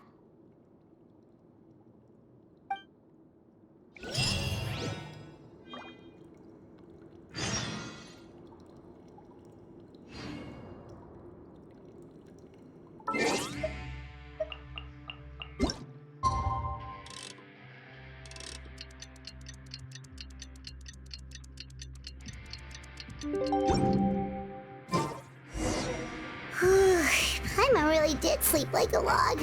Let's go find Seedream.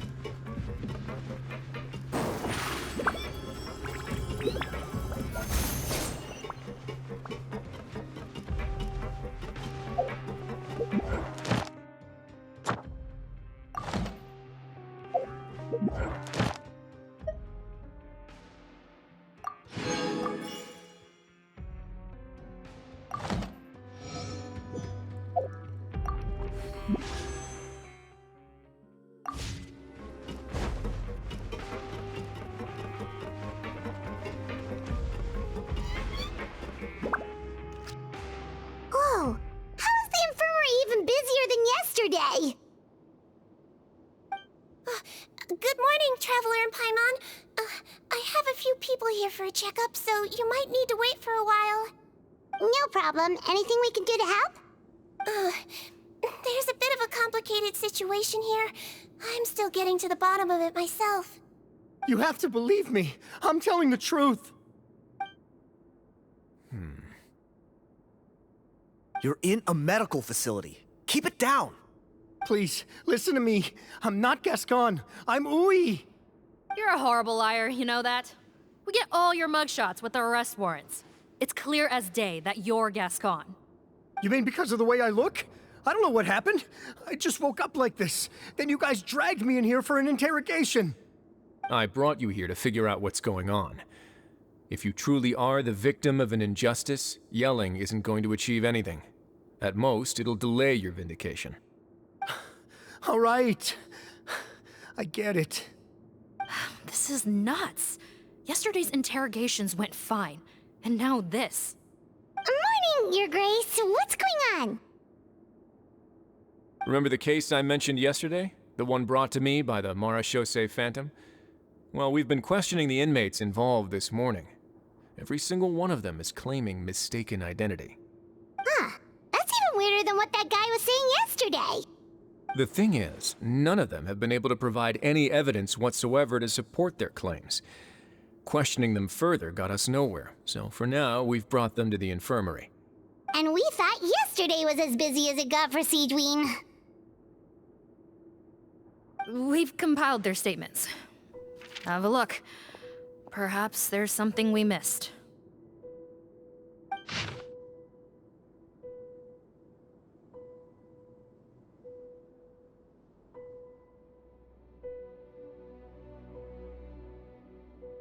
Wait. Release? Interesting. The inmates they spoke of in their statements appear to all be due for release today. I noticed that too. If that's their plan, they're underestimating us a little. Every serious offender claims that there's someone else who just so happens to be due for release today. And they're expecting us to go along with that. All the more reason to be cautious. Lumberzar, check the release list for today and make sure no one gets processed. We're gonna need an excuse, though. Just say we're out of forms, and that we're furiously printing more as we speak. I'm on it. It's conceivable that our group of serious offenders somehow found a way to switch places with inmates who are about to be released, so they can walk out right under our noses. We did consider that possibility. But I mean, just look at them. They match the warrants, period. How could there have been a switch? Only if they're dead ringers for the inmates due for release, I suppose. I gave you that name list yesterday to assist in your investigation. Did that help? Yes, the inmates' mugshots were attached to the list. The first thing I did was check for lookalikes, and I didn't find any. The only other thing that stands out to me is that their voices sound a little different today. But it's not exactly hard to put on a fake voice. Oh, really? What does our head nurse make of all of this? Give me a moment. I think I have a way to confirm whether there's been a switch. I know, it's not time to change your dressing yet, but please bear with me. Huh? Isn't that the guy from yesterday? This should be Honore.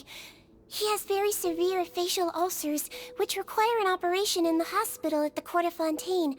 I authorized him to leave the fortress for medical treatment under guarded escort. Yes, like I told you. I'm not Putton. I'm Honore. So there has been a swap. Well, I can see what happened in Potton's case, but how do you explain the other inmates? You're not telling me their souls switched bodies, are you? No, I believe it was their faces that got switched. The method is a bit like replacing a tooth. Take the bad tooth traveler, Paimon. Do you remember Eric from the other day? Yeah, sure do. Then you can be my witnesses. To start with, please fetch the inmate who claims to be Eric.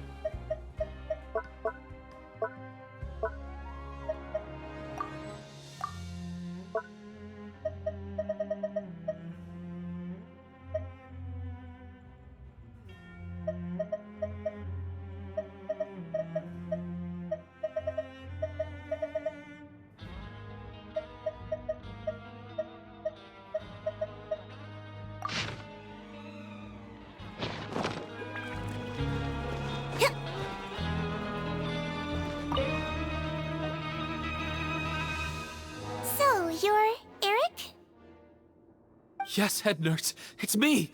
You do believe me, right? I need to do another examination on you. Same procedure as yesterday. All right, it's the cognition test first, right? So I need to concentrate. Now, try to recall if you can. The last time we did this test, which finger did I hold up? I believe it was your index finger. But that means... Huh? So, basically, last night, the Eric who said he saw another him suddenly recovered and applied to leave the observation ward.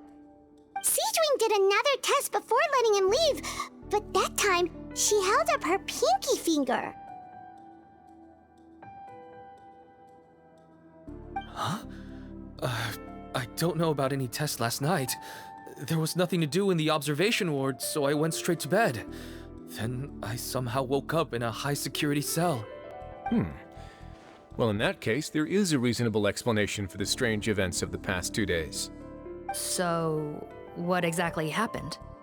The gang of serious offenders wanted to break out of prison, so they identified a group of scapegoats, namely inmates whose terms were almost up, and planned to switch appearances with them. Last night, when Odilon was on duty, they ambushed him and had one of their group switch appearances with him using their face-swapping method. That allowed them to avoid scrutiny from the other guards. Then, once all the other inmates were asleep, Odilon spent his night shift carrying out the remainder of their switcheroo plan. However, they made one mistake. Henri changed his appearance to match Eric's earlier than he should have done, and ended up being spotted by the real Eric. Real Eric came to the guards for help, but we didn't know then what we know now, so we put it down to hallucination and sent him to the observation ward.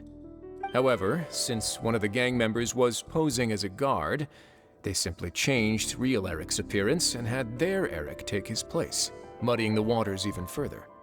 Right, because I put Eric on the observation list by then, and no inmates on that list can be processed for departure until I've discharged them. Hence why the imposters had to pull that little stunt to get fake Eric off the list. Yeah, it all makes sense now! The Duke cracked the case! Well, I can't fault the reasoning. But I'm afraid that we ruled out the possibility of face switching very early on in this process. Criminals altering their facial appearance to commit crimes is nothing new. In fact, one of the explicit duties of the Malazines in the Marechaussee Phantom is to identify criminals in disguise. We carefully examined all the suspects, and there is no evidence that any means of disguise were used in this case. Huh. Well then, how do we explain all this? So far, it seems more likely that the gang stole documentation belonging to the inmates due for release, and are using that to commit identity fraud. Actually, there is a potion that can completely change someone's appearance. If they use that, even a Melazine wouldn't be able to detect it. A shape-shifting potion? Forgive me, head nurse, but this is the first time I'm hearing about it. If such a potion truly existed, it would jeopardize our entire investigative process at the Marechaussee Phantom. Are you certain of this? Yes, I am. But... Please, trust me in my professional opinion as an experienced clinician. At the same time, without any solid evidence, it's pure speculation. If we can round up all the inmates suspected of switching places, then have a little talk with both sides, we might just get our answer. Yep, let's do that. Okay. Well, it was our negligence that meant we had to come and conduct these post-internment interrogations. And I know it's put you out. We'll do it your way. Your Grace, bad news. I paused the releases like you asked, but we were too late. A bunch of people already got processed 2 hours ago. I checked the list, and sure enough, it's all the people who gave statements. 2 hours ago? That's before today's interrogations began. They had this all planned out. So there really was a switch after all. Ugh, they really pulled the wool over our eyes on this one. We should be able to catch up with them if we leave now, right? Not if that potion is real. They can just switch faces again after leaving the fortress. And if the Marishose's Melusines can't even spot them, we wouldn't know where to start searching. Yikes! So we're at a complete dead end!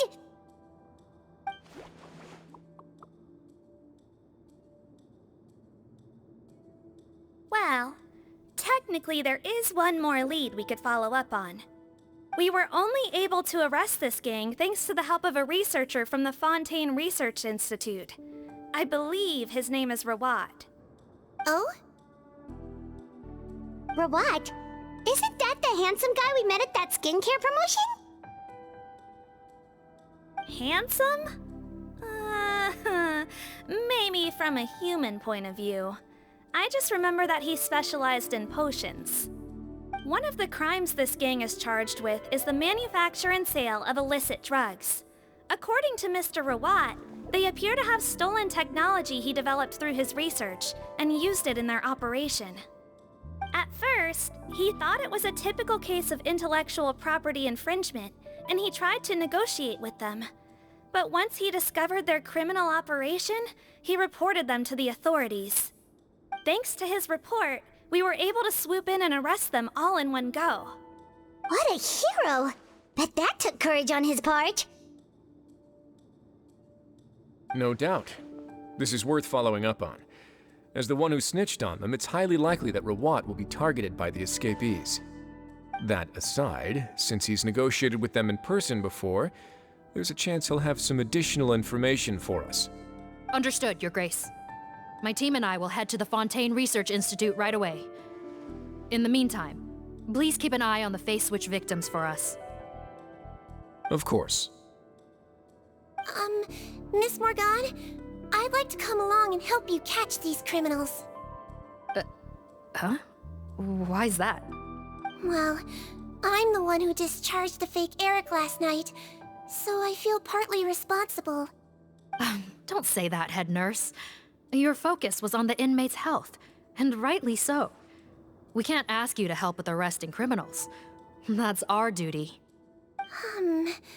I also have a more personal reason. Potton is a patient of mine, and if I don't get a new batch of medicine to him in time, his condition will get much worse. Look, head nurse, I completely understand where you're coming from. But arresting criminals is dangerous business. And if anything happened to you, none of us can afford to take on that responsibility.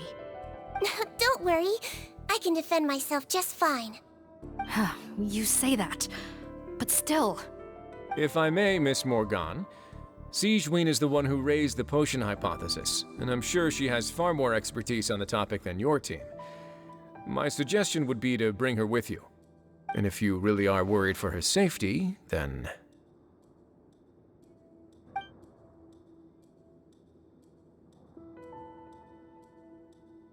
Ah, there you go, right on cue.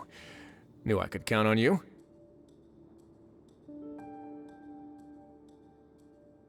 Okay.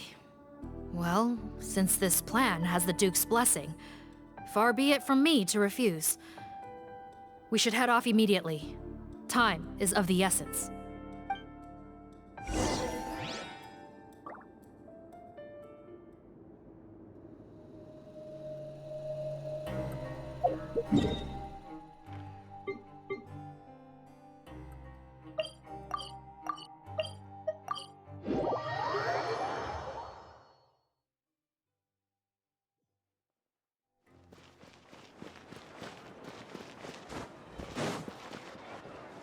Ad Astra Abyssosk. Welcome to the Thank you for completing today.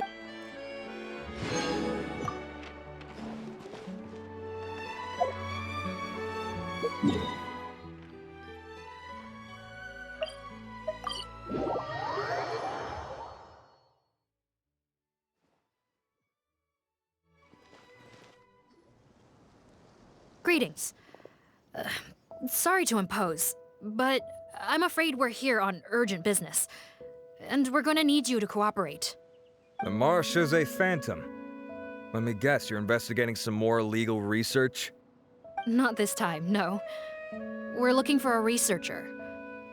Do you know where we might find Mr. Rawat? What? Oh yeah, Mr. Handsome, right? He actually doesn't work on site here very often. There's a handful of researchers in the nearby area who know him pretty well, though. You can see what they know. Just a handful? Paimon figured he'd be the most popular guy around. Well, I guess you could say he's popular, at least on a superficial level. He's blessed with good looks, so he tends to make a good first impression on people. But in all his time here at the Fontaine Research Institute, I don't think he's ever had a single deep conversation about his research with his peers. That's no way to make real friends around here.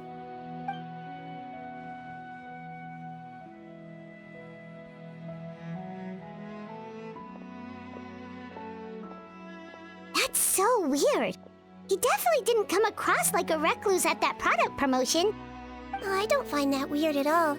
He definitely didn't strike me as the kind of guy who's good at making friends. Really?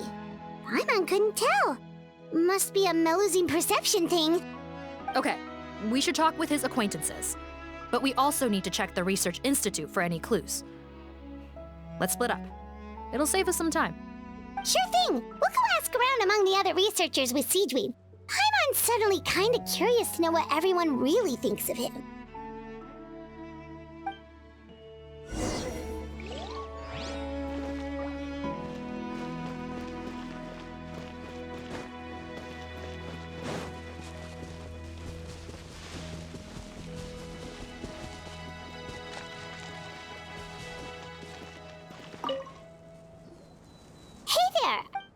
What do you want? We're here to ask about Rawat. Any idea where he might be? We were told you were pretty close with him. Close? Not sure that's the word I'd use. He wouldn't even let me use his patent. Huh? It's been a good few days since I last saw him. I don't know where he's at. Go ask someone else. Would the patent in question happen to be related to the new skincare product he developed? Yeah, kinda. Butterfly dew, or whatever he calls it. I heard he made a tidy sum off of that one. Okay, now we're getting somewhere. Keep going. Most of the other researchers here focus on mechanics, energy, stuff like that. I get why he wouldn't be interested in having anything to do with them. But I'm studying coatings. There's a huge overlap in our areas of research. Why would he refuse to work with me? I bought his product once and noticed it contains a unique substance that might have applications in coatings too. If it worked out, I could probably make as much as he's making. Don't get me wrong, I had no intention of plagiarizing his work. I was hoping to get official permission to use his findings in my own research. Followed the proper procedure. It was all above board. I would have had to pay him a license fee and everything. But despite that, he turned me down not once, not twice, but 3 times.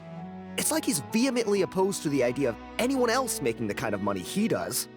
Huh, so is Rawat antisocial, or is this guy just jealous? Well, it doesn't look like we're gonna get any info about Rawat's whereabouts from him. Let's go!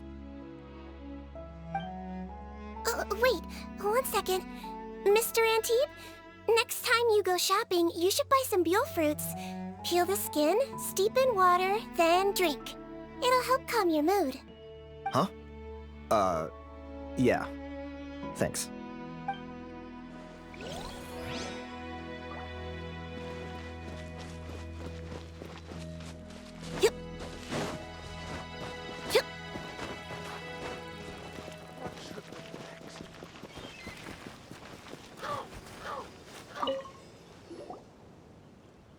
Excuse us, are you Audrey?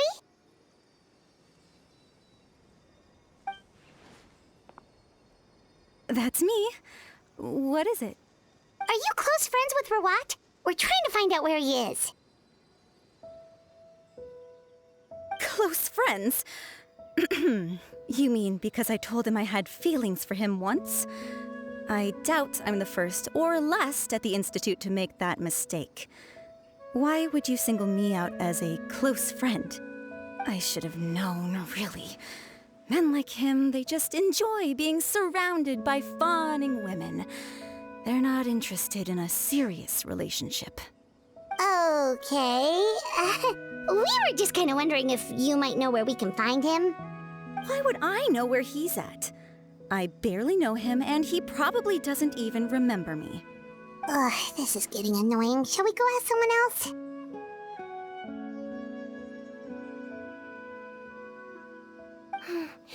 I think she knows Rawat better than she cares to admit. If we leave now, it might be a wasted opportunity. Maybe, but we're not going to get much out of her while she's in this state, are we? She's displaying symptoms common among people in love, if that's what you mean. But I know a cure. It's cure? Oh, we're still no closer to finding Mr. Rawat, who by this point... Danger? Wait, why are you looking for him again? Oh, that's right, yeah! What? How has this happened? He seemed fine when I last saw him, and that was only a couple of days ago. Just happened to run into him, of course. Oh, I see. Okay, but this is purely out of concern for his safety. If he's not at the Institute, he might be at his mother's place. I heard she raised him alone, that they had it pretty tough financially, and these days she's housebound due to illness. He makes regular trips back home to check on her. Oh, okay. Do you know the address? Nope, sorry. I only found out the thing about his mother because it came up in conversation once. I was just trying to find out more about him, so I could get to know him better. When I told him I had a crush on him, I offered to help him take care of his mother. And yeah, maybe that was a stupid idea, but did he really have to yell at me for it? It's like, fine, I can take no for an answer, but what's with the temper tantrum? Unbelievable. These guys only want to show you their charming, well-groomed exterior. They can't stand it when a few home truths shine through. Looks like her love syndrome is flaring up again. We need to find out Mr. Rawat's mother's address. Let's check with the Marechaussee officers when we regroup. Cool, sounds like a...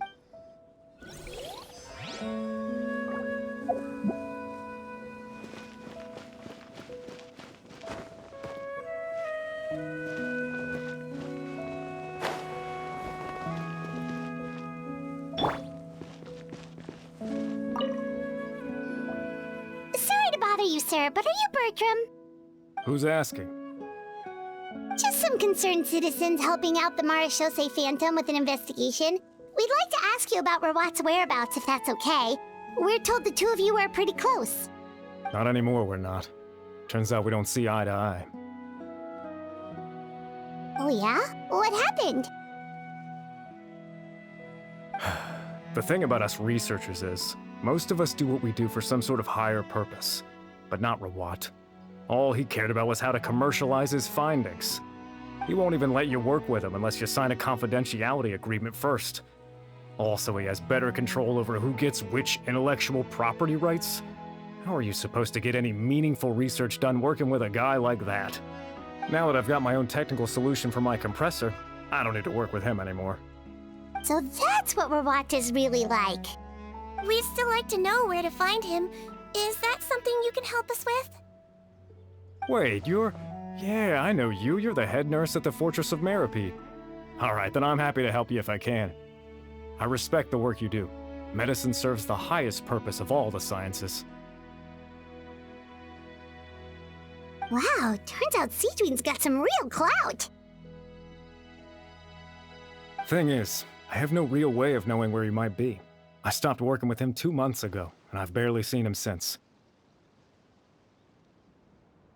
But if you want my advice, I'd say go talk to the peddlers. There's a few he meets with every other day or so. Maybe they know where he's at. Peddlers? Yeah, back when I was working with him, I noticed he met with them quite often.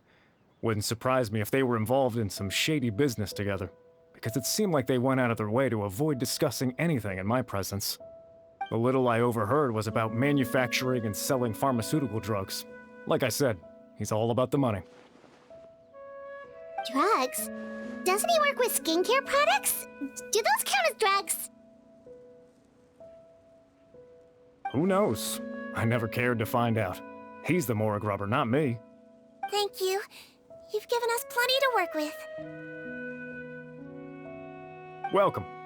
Goodbye, and may we both reach new heights in our scientific endeavors. Well, that's all 3 researchers. Let's head back to the meetup point.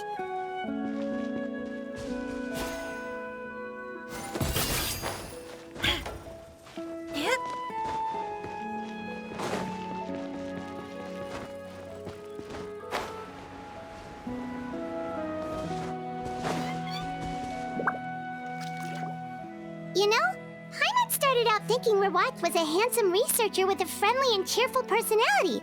It's such a surprise to learn that his peers have a different impression of him.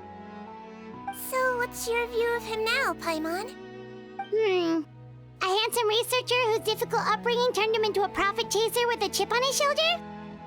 So your thoughts about his appearance haven't changed at all? Well, his looks are kind of a big deal, at least in Paimon's opinion. How does such a handsome guy end up being so antisocial? Even with his difficult family background, it just doesn't make any sense.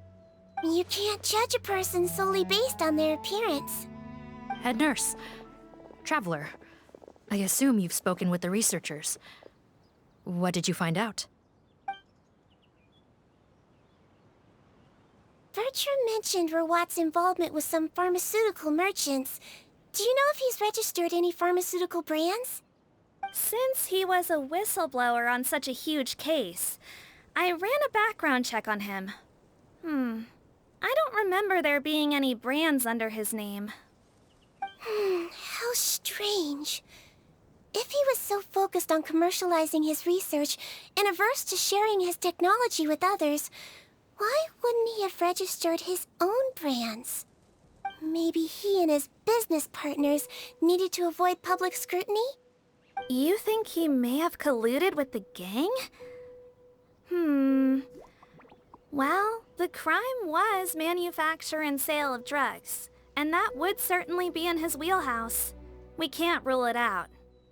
Isn't that pretty unlikely, though? He was the one who blew the whistle on them! Most children who come to me with tooth decay have suffered pain for a long time already, but they'll still try to hide the fact that they eat too many sweets. Grown-ups and children aren't so different in that regard. If you say so.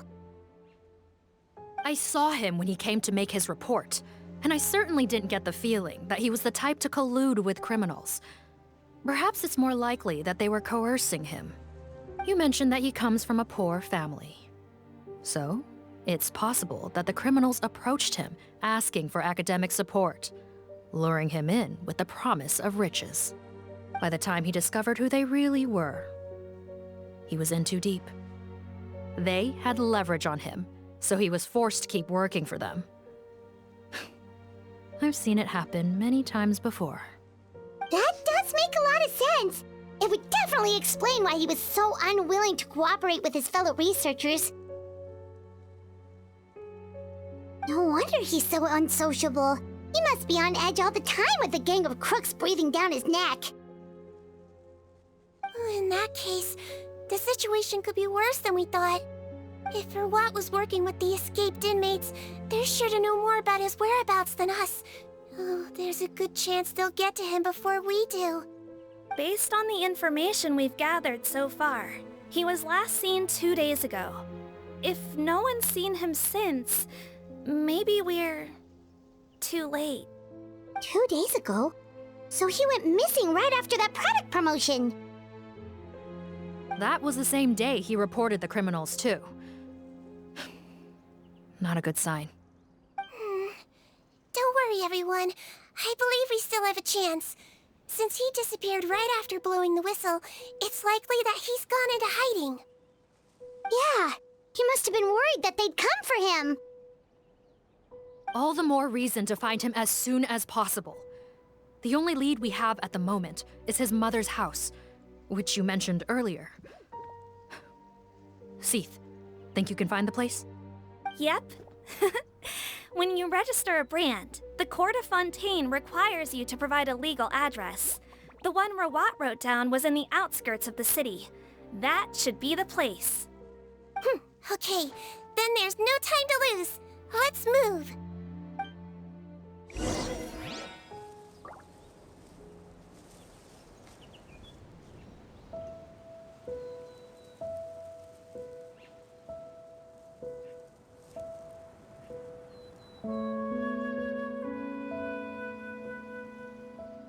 It's up to me to decide who I want to be, and to cut my own path. No one can tell me what to do.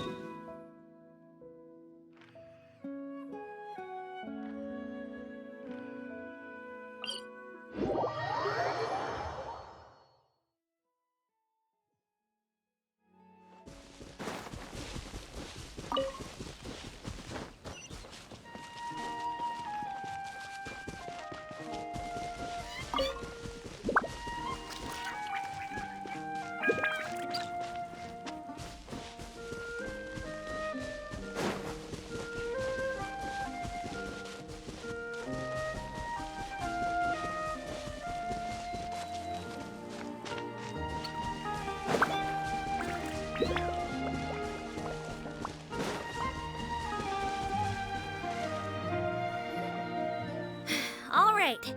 This should be the house. I'm pretty sure this was the address. Okay. I'll knock.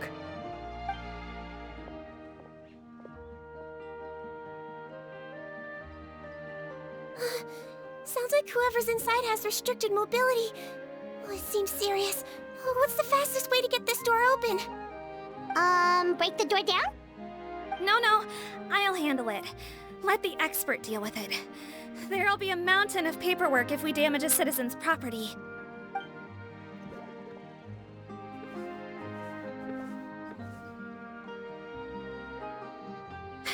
Calm down. Deep breaths. Remember your training. Control your strength. And... it's open! Seath, take a few people and lie in wait. Keep your eyes peeled for any activity around the house. The Traveler, head nurse, and I will go inside.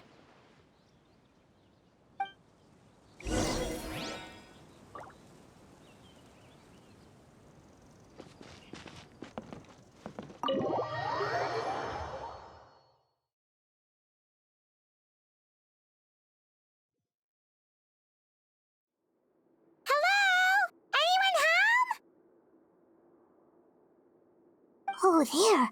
On the bed, there's an old lady. That's gotta be Rawat's mother, right? She doesn't look like she's in any state to be answering our questions, though.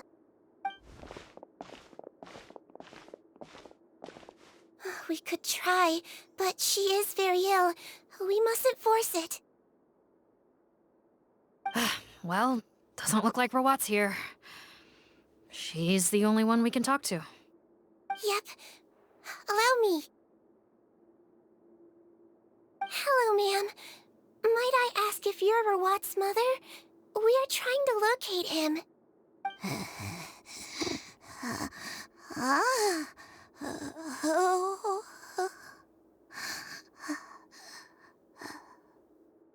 Hard of hearing, perhaps. Does anyone have a picture of Rawat? I have one here. I'd like to show you a photo, ma'am. Is this your son? Do you know where he is?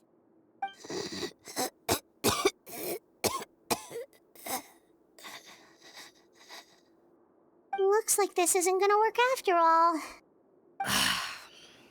Well, looks like we're out of leads. If Rawat's not here,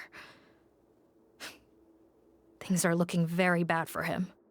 Is it possible he could have avoided returning here because he knew he'd be in danger? Maybe. But if so, where do we look next? Maybe we should take another look at the Institute. Guess so. I suggest we all return there now. We found a good amount of useful information the first time, but perhaps there's something we missed. This is our last hope. Sorry, officer, but could I stay here for a while? This patient requires some care. Of course. Traveler, stay with the head nurse. You're technically here as her assistant after all.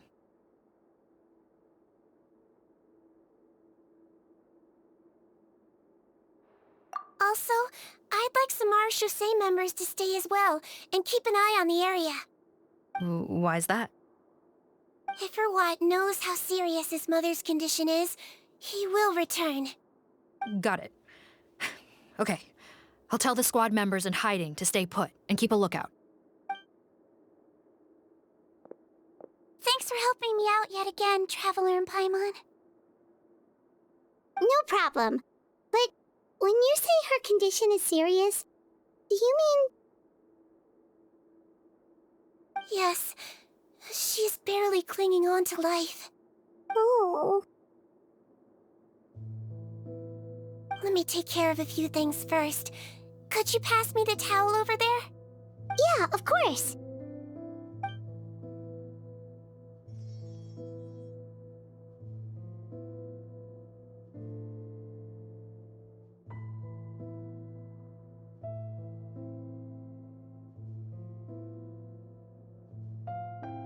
I can tell that her family has tried a lot of different treatment methods, including some very expensive medicines. Unfortunately, her condition is so multifaceted that a recovery looks all but impossible. Seedwing. Paimon bets being a nurse must be pretty tough at times like this. Yes, it makes me a little sad. In Amelazine's eyes, a human's birth, aging, sickness, and death are as much a part of natural law as sunrise and sunset. But human medicine can defy that law to some extent. In that sense, it is a science of miracles. That is why I became fascinated with it in the first place. But it was only after I truly became a doctor that I realized miracles don't always happen. Even the greatest doctors cannot cure all diseases. Seedwing. Well, don't worry about me, Paimon. A doctor's duty is not to cure all diseases, but to treat whatever ailments they can. At the very least, I can lower her fever. That way she'll suffer less, and she might even be able to see her son. Yeah. All the more reason to find Rawat as soon as possible, even if we don't catch those crooks.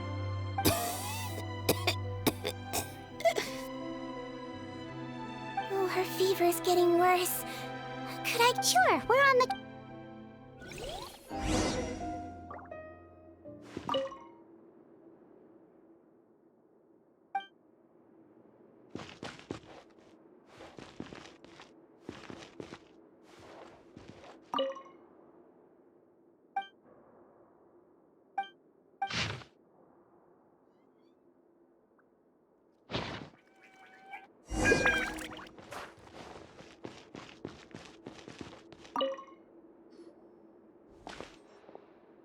Found the hot water? Sure did. And look what else we found. Judging by this journal, it seems like Rawat has a private lab. There's a good chance he could be there right now. We gotta go tell Officer Morgan right away. Oh, that's great news. But hold on just a moment. The wet towel is ready. I'm giving you another injection. Are you feeling better now?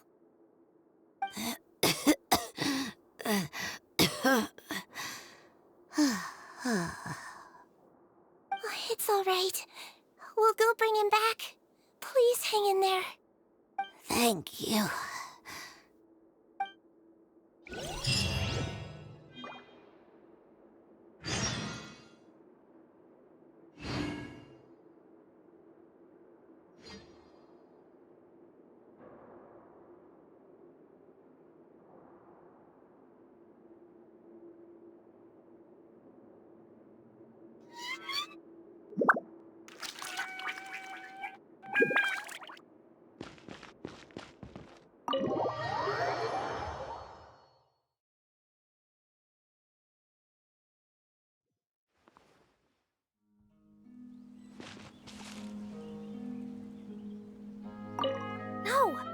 walk this way?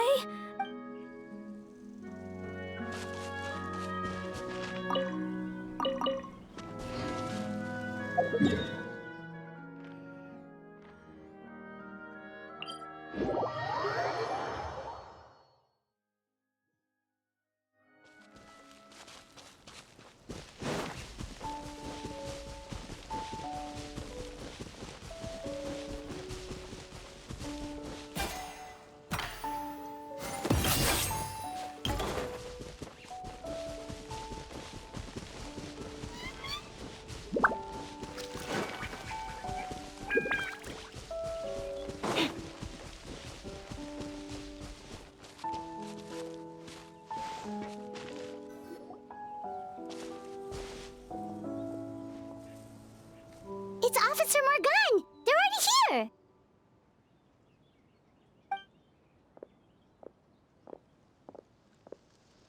We came as soon as we heard the news. I can't believe we were so careless. The most crucial information of all was hiding right there, in that room. And we missed it. Don't blame yourself. Right now, we need to focus on finding a way in. There's a mechanical door over here! Hopefully the instructions in Rawat's journal will help us open it.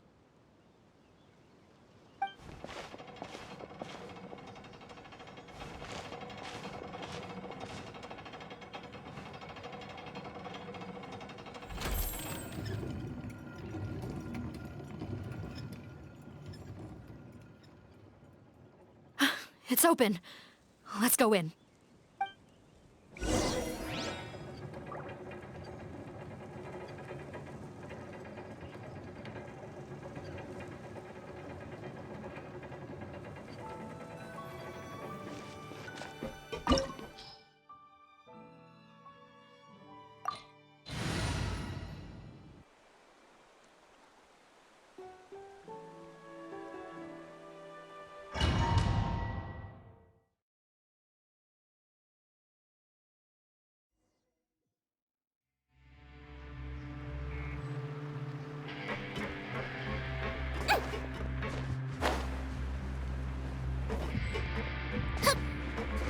How did they get in here? Captain, up ahead! Those look like our fugitives! So they found this place too? Don't let any of them escape! How's this? Let the magic begin! Propagate! Delicate as silk. Next customer!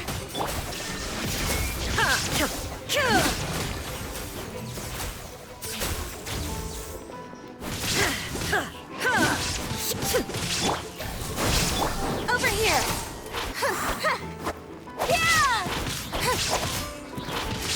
Yeah!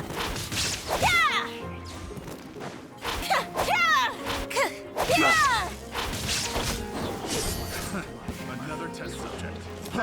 Illusion! Use the spotlight!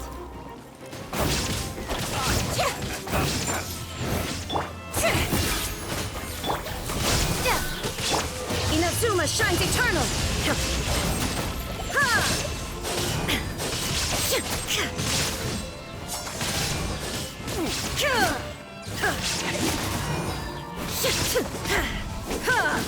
There is no escape!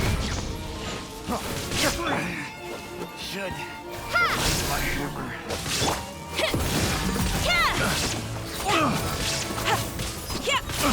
He might feel a little prick.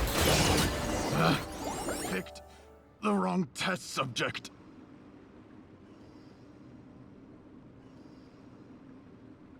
Captain, according to our list, many of the fugitives aren't accounted for. There may be others hiding deeper inside the facility. Ah, so these guys were just the lookout crew. The Mara Shosei Phantom! How did they find this place? Wait, it's that guard from the fortress. That's right, I'm on your side. I mean, the Duke sent me. What's the matter? Some sort of mix-up?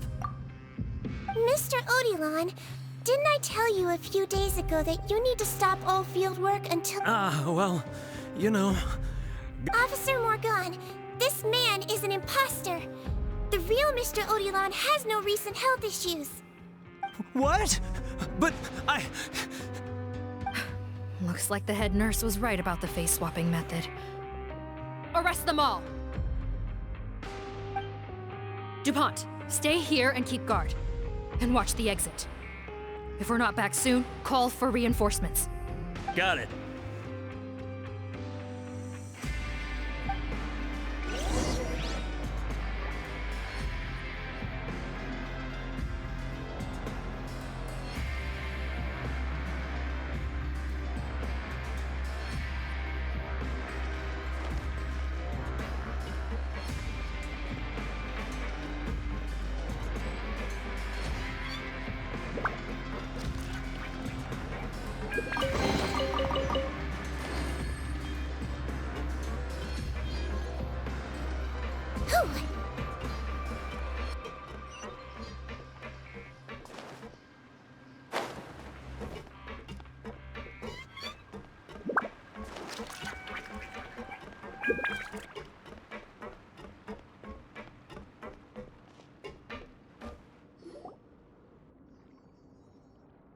So many jars. Was this some sort of production facility? This scent, it's probably the ingredients used to make butterfly dew.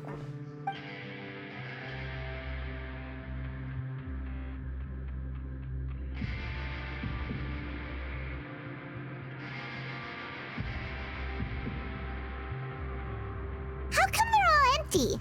Did it sell so well that he ran out of supplies? How strange. Why would Rawat choose to manufacture a popular product like that in such a difficult-to-reach location? Given our suspicion that he may have been coerced into the illegal drug trade, I would have thought that any production facility we find here would be used for illicit purposes. Perhaps butterfly dew is itself an illegal drug. Do you have any evidence for that claim? No, just a guess. We need to find Rawat as soon as possible. He has all the answers we need. Understood. Well, let's not linger here. Let's go. Come on.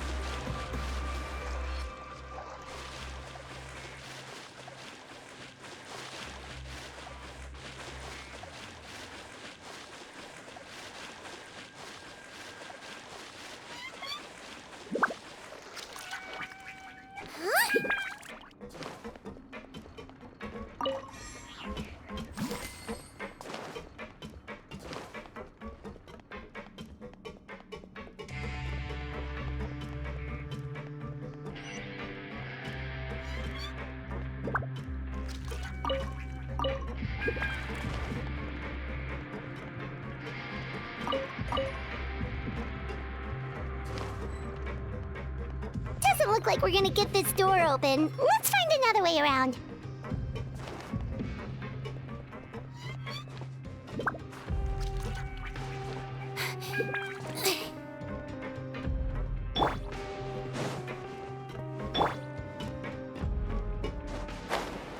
This one's closed too. What's with those carts and tracks? Oh, maybe it's one of those doors that opens when it senses cargo passing through. There's a loaded cart right over there. Let's bring it to the door and give it a try.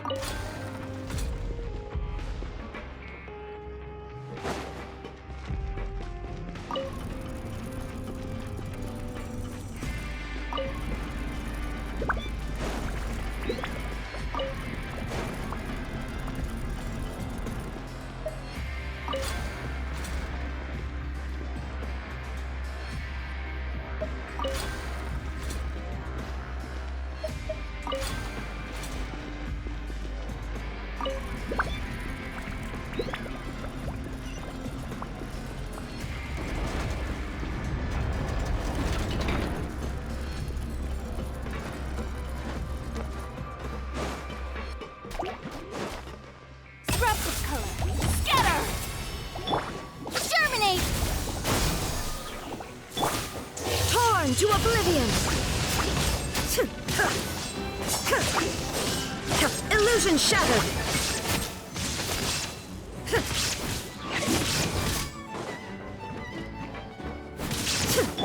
Surprise! Scatter!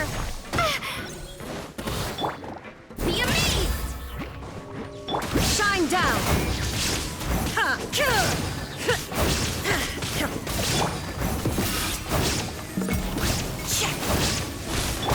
Nirvana!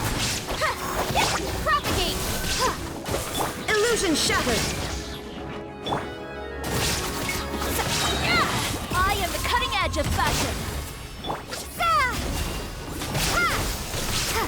There is no escape!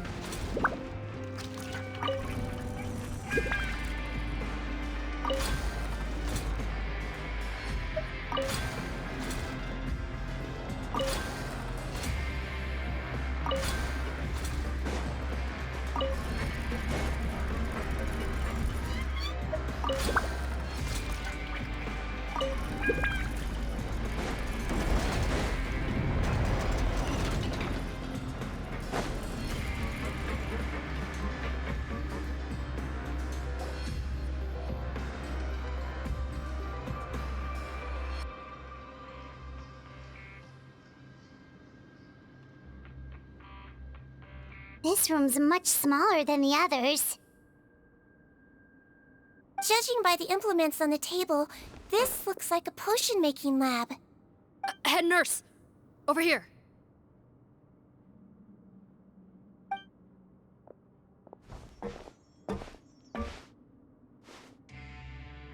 Let's see. Huh? Robot's clothes? Why would he change here? Perhaps they stripped him down, left the clothes behind, and disposed of him somewhere else? Yikes, Deedween, where did that come from? Oh, what a tragic way to go. Especially with such a bright future ahead of him.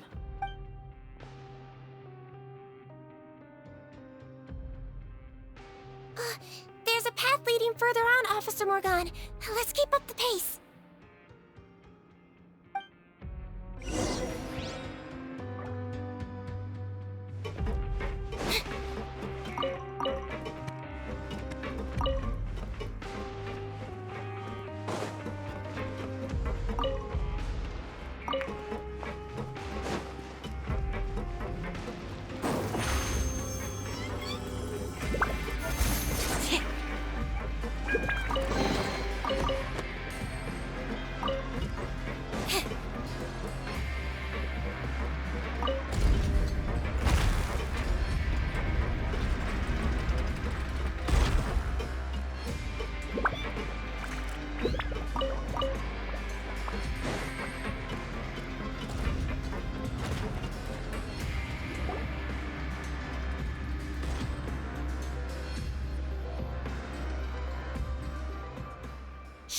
There's a whole bunch of people in there.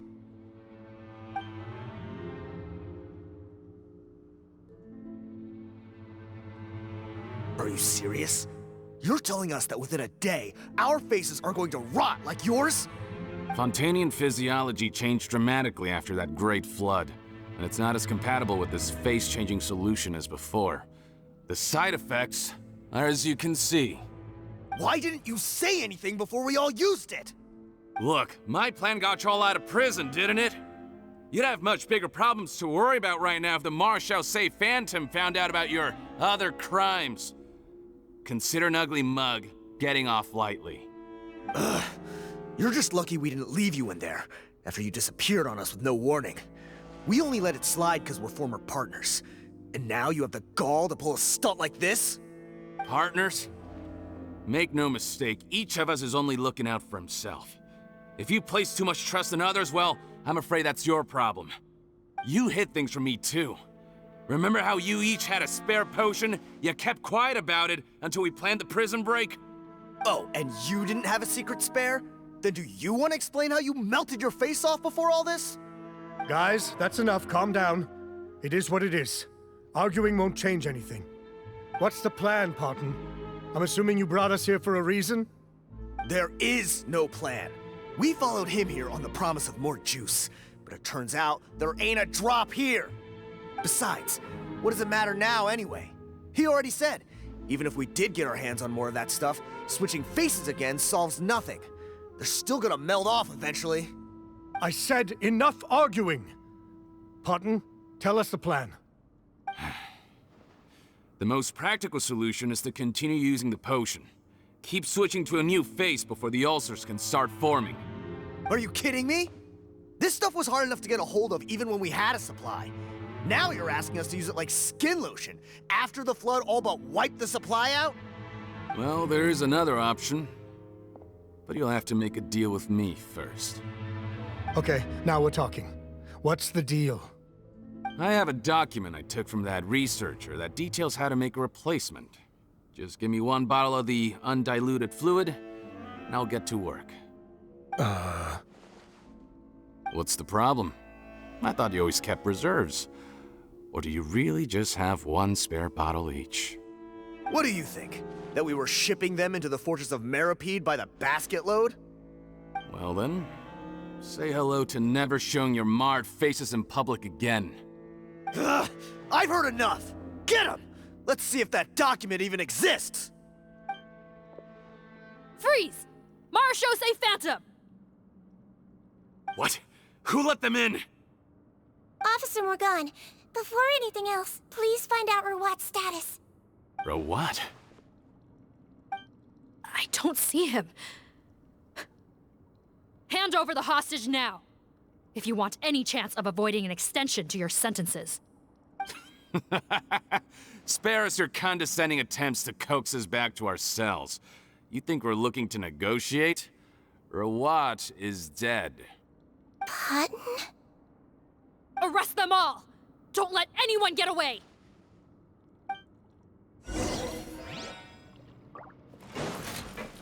Cue the spotlight! Surprise! Scatter!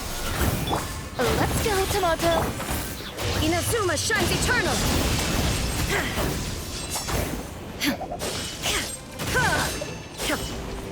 Illusion shattered! Delicate as silk! Be amazed! Over here!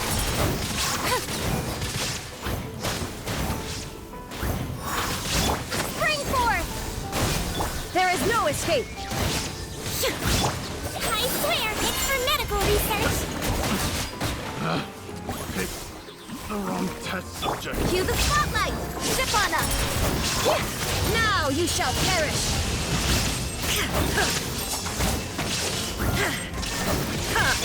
I am the cutting edge of fashion! Propagate! He might feel a little bit.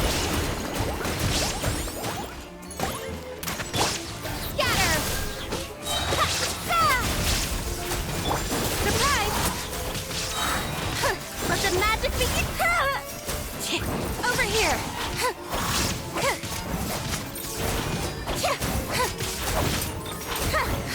Propagate! Illusion shattered!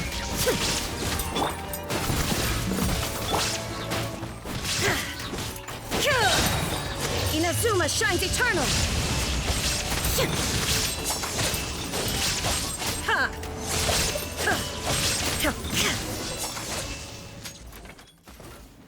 Huh. Gotta say, I never expected to see the head nurse in combat. Some patients respond better to a more aggressive treatment plan. Did we get everyone? Captain, we finished the head count.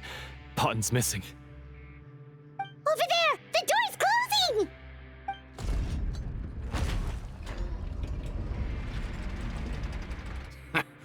One group trying to arrest me, another trying to hunt me down. Good. I gotta kill two birds with one stone. How did he get up there? There must be a secret passage somewhere. Find it! Don't waste your energy. I already sealed it off. How naive. We have more people outside. If we're not back out by the agreed time, they'll come to our rescue. Well then, you'd better hope they get here in time.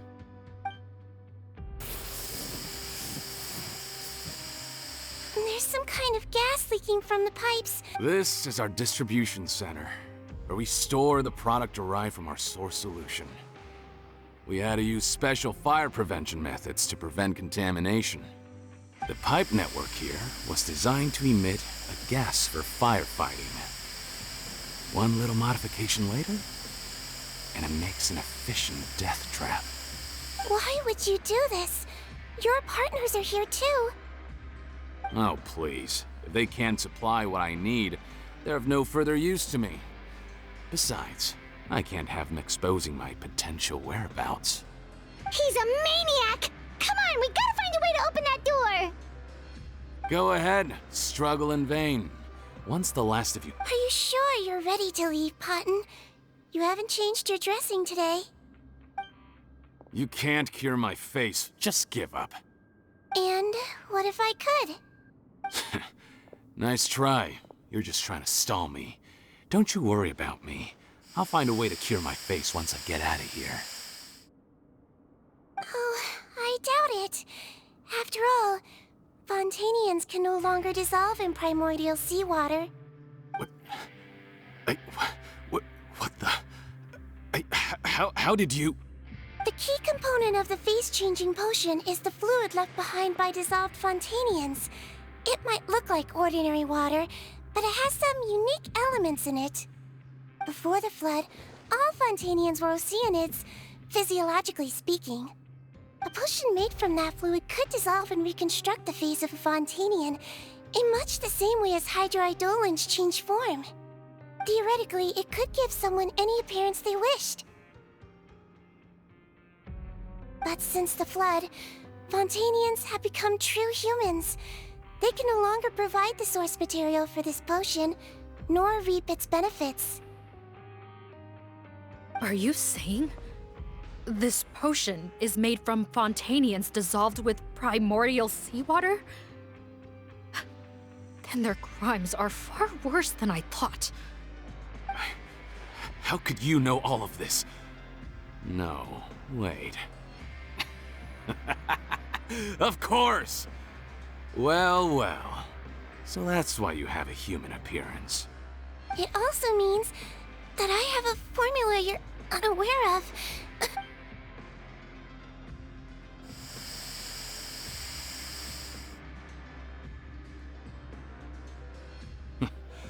I might get to make a deal today after all. Oh, it's not a formula, but a finished product. What? When I tried Rawat's skincare product, I noticed it had a certain special component in it.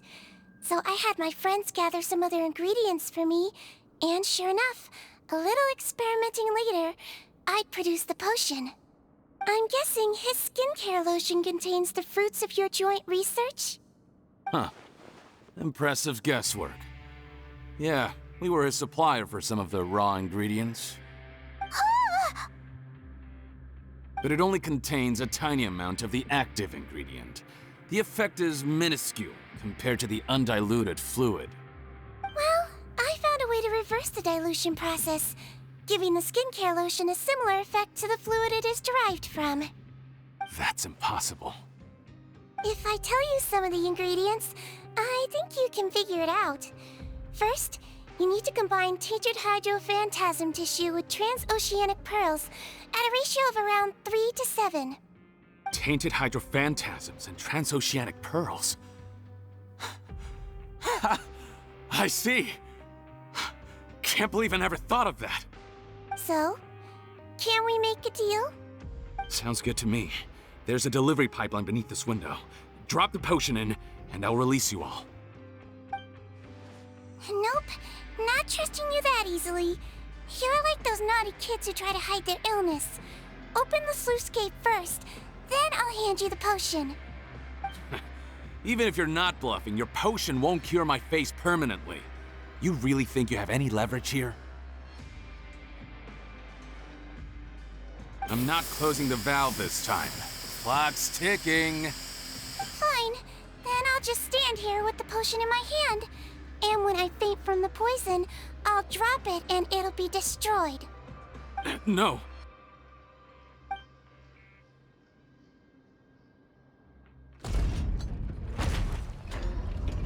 It's open! Disable that sluice gate! Jam it! Don't let it close again! That's more like it. In that case, a promise is a promise. Head nurse, there's too much poison gas in here. We have to leave, now!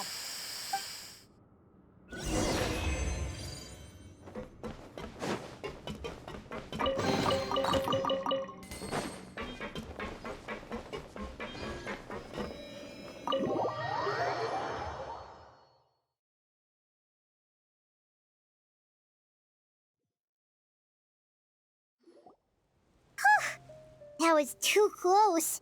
That button is a real nasty piece of work. Oh, don't be too quick to sit down. Moving around a little will help relieve the soreness. Same goes for you, Traveler. Oh, but Paimon, you should be fine, right? Flying fast is pretty tiring too, actually. Anyway, that's not important right now. Paimon's still shocked to learn that there's a whole criminal operation going on behind that skincare lotion. Shame I ended up giving the improved version to Potten after finally making it for you. I'll make you some more, I promise. No, please don't. Paimon doesn't want to use that stuff anymore. Still, it was a pretty good job that Paimon wanted to buy some in the first place, huh? It ended up saving everyone's lives. That's gotta count for some. Yeah, Paimon was just kidding. Head nurse, I've done a final head count of our team and the criminals. Everyone's here and doing fine. We're ready to escort the fugitives back to the fortress of Meripede. It's a shame that we didn't find Rawat. At this point, I'm afraid he's probably deceased. What a horrible bunch. Especially that Potten guy. If he hadn't made good on that deal, we'd all be dead because of him. No, we wouldn't. I always keep a whole bunch of antidotes on me for emergencies, and one of them neutralizes that poison gas. We'd have been fine, even if you hadn't opened the gate. What? Then why did you give him the potion? If this is true, I must concur. Sorry to be blunt, but I think you made a bad decision by handing him that bottle. If he changes his appearance and flees Fontaine, it's unlikely that we'll ever find him. No matter how cooperative his accomplices are when we question them. No, you don't understand. I gave him the potion precisely so we could be sure where he'll go next. What do you mean? We gotta hurry. She won't last much longer.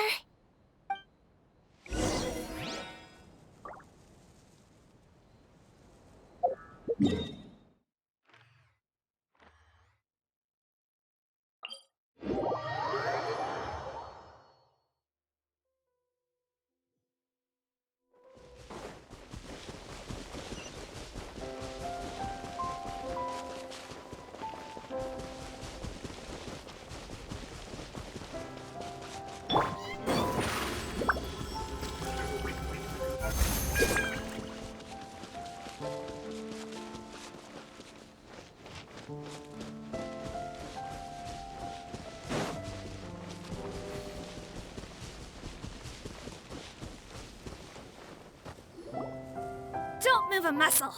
I might be short, but I pack a mean punch.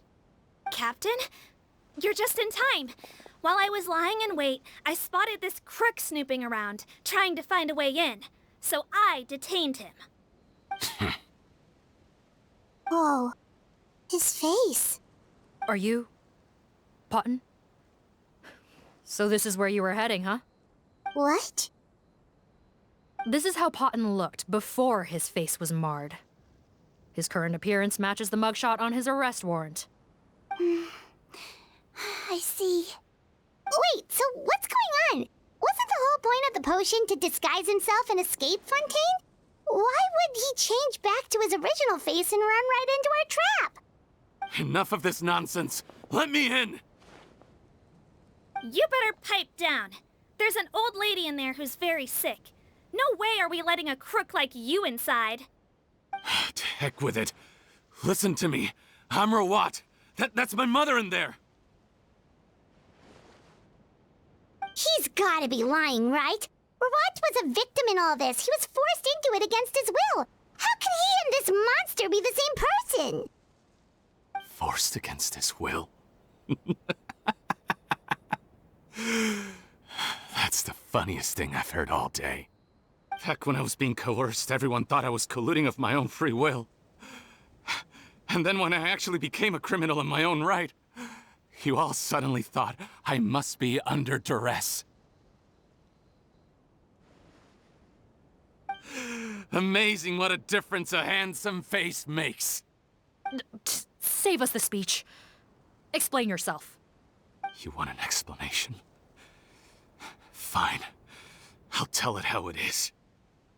When I was just Potton, the whole world treated me with contempt. Ew. What do you want? Get away from me. Women despise me. Collaborate? You don't look like much of a researcher to me. My peers scorned me. Mr. Potton, was it? I'm most interested in your research. Consider my offer carefully. I doubt you'll find other investment opportunities. Only villains would work with me. You want out of the game? Forget about it. Turns out, I slipped up a little. Left your picture with some Marechaussee Phantom officers. Easy mistake to make. Now they've listed you as an accomplice and drawn up an arrest warrant. So I suggest you put any thoughts of running away to rest. If you get caught by the guards for being in the synth business, you ain't ever seen the light of day again.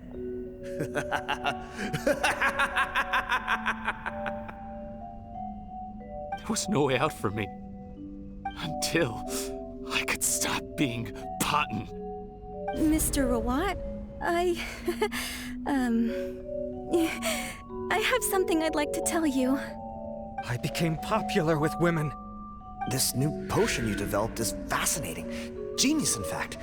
Would you consider working with me? I'd be happy to sign a licensing agreement. My peers looked up to me. Okay, I'm very interested in your research, sir. You must no doubt have offers from countless investors. So far be it from me to ask for a full collaboration, per se. I merely wanted to express my interest. No pressure at all, naturally. And the villains even began to fear me. Becoming Rawat showed me what a superficial world we live in. But I did not hold a grudge.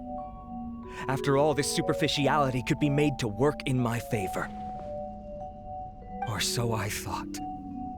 But alas, the world seemed bent on finding a reason to make me despise it. Mother, I'm back. How are you doing? Who are you? I bought the best medicine Mora could buy, but nothing would cure her illness. In the end, I hoped she'd at least be able to see her son one last time before she passed, but when everyone else rejected me, the only person who cared about me was my mother.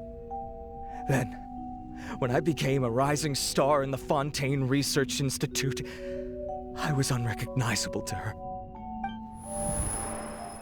I have to let her see me again. Even if it means donning my own wretched, ugly face.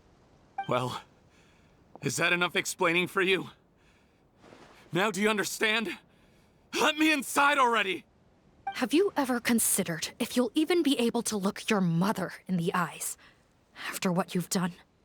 You found a way to completely change your identity. You could easily have escaped from them.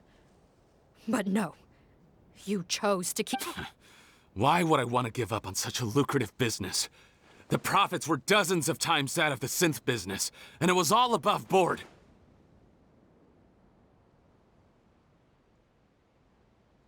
So you kept being a villain just for the money? Villain? By what standard? Is doing evil deeds really what makes someone a villain in your eyes? Or does it all come down to the way they look? None of you saw a villain when I was wearing my other face, did you? You have no right to judge me! You're all just fake people living in a hypocritical world! I regret nothing! My mother would understand! You're a villain to the core! But especially that tongue! Honestly, I don't see a villain when I look at your current face either. Don't humor me. You don't seem surprised by my confession in the least. How long have you known the truth? I didn't know anything for sure until you chose to take that potion bottle and spare our lives. But if you're asking when I started suspecting you, it was the first time you came to see me at the infirmary. I had to confirm my suspicions. That's why I chose to join this investigation. Are you kidding me? A young, promising researcher and a wretched criminal? What on earth gave you the idea that they could be one and the same person? Well, there were no visual clues. This potion's face-changing effects are very powerful. Even as a Melazine, I couldn't see through the disguise. But I believe I understand humanity a little better than most of my kind. Humans have certain fundamental qualities that do not change with their appearance. Fundamental qualities, huh? So you think you're the one who's seen through me, do you? Most people probably don't know this, but I think I can guess what your deal is. Melazine constitutions are very close to that of water, so it stands to reason that the potion should work on them too. You use it yourself, didn't you? That's why you have a human appearance. Cedrine? Yes, you're right.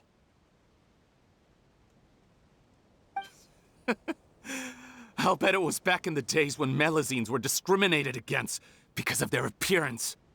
It was either carry on living in the gutters as part of an alien race cast out by humanity, or become the head nurse of the fortress of Meripede, revered by all. Not a hard choice to make. It's a no-brainer. So you see, you and I were the same. And I'm the one who saw through you! That's not important right now. You came here to see your mother, didn't you? Well, I can grant you your wish. Huh? Head nurse, I'm not sure that's a good idea in his current state. Don't worry. Back in the warehouse when I traded the potion for our lives, I was doing it to test him. He was willing to risk sacrificing his only chance of escaping capture by opening the gate in exchange for the potion. Also, he could see his mother again. If nothing else, his concern for his mother is genuine. I see. So before you arrest him, please allow him to see his mother one last time. The Traveler and I will accompany him. You have nothing to worry about. All right. I understand.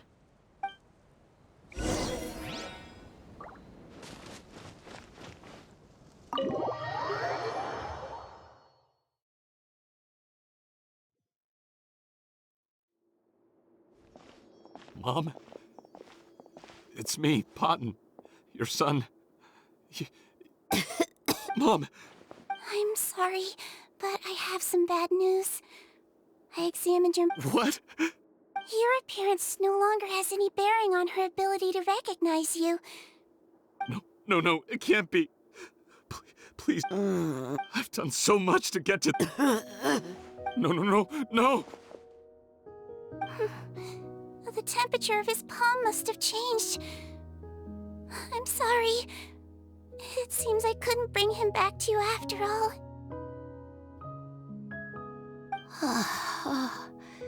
It's you? course. Mom! No more questions, Potton. Mom! I'm sorry to say this, Potton.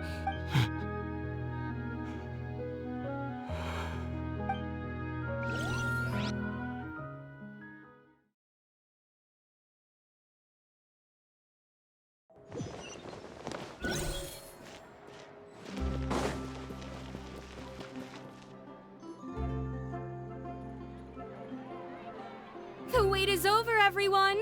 Another skincare promotion! And it's selling as fast as last time! Oh, Seedween's here too! Hey, Seedween! Oh, Traveler, Paimon, hello! Oh, I hope you two got a good rest yesterday after all your hard work. Of course! Nurse's orders, right? Anyway, are you here to take notes for your next article? Actually, I'm mostly here to help Officer Morgan wrap up yesterday's case. Ah, that reminds Paimon. That stuff sold like crazy, didn't it? Is it gonna cause huge problems? Nope, there's nothing to worry about. Unless modified, Butterfly Dew is an excellent skincare product that's completely safe to use. Besides, officers have already retrieved all Butterfly Dew purchased on the market. Now it's just a matter of disposal. After consulting Monsieur Nervulette, I came up with a way to neutralize any harmful effects, so it'll evaporate naturally without polluting water or soil. Wow, it's Seedween to the rescue again! Thank you for serving as our consultant, head nurse. All the butterfly dew we recovered has been disposed of, according to your instructions. Great! Good job, everyone! Also, you mentioned you wanted a copy of Rawat's interrogation records. Well, technically, Potton's records. Anyway, I have them with me. Here. After he saw his mother for the last time, it was like all his mental defenses came crashing down. He put up no resistance during the interrogation and answered all our questions. We learned a lot. Apparently, the formula was something he discovered by chance while helping the criminal gang produce synth. Later, he came up with the idea to dilute it and use the resulting substance as a skincare product. Their supplier was Vache. But you could also argue that they were the ones doing him a favor. His operation helped Vache's gang dispose of an enormous amount of evidence. It made for a seamless collaboration. One man's trash was another man's treasure, and there were no loose ends. It's no wonder we never noticed what Potton's gang was up to. Vache again, huh? Is there still no end to the harm he caused? Make no mistake. The crimes of Vache and his accomplices will come to an end. It's only a matter of time. Since the flood cut off their supply of primordial seawater, they've been forced to resort to riskier methods, like using their private reserve to attack people on the street. Naturally, those attempts all ended in failure. After receiving numerous reports, we were able to zero in on the gang and eventually round them up. That sounds more like it.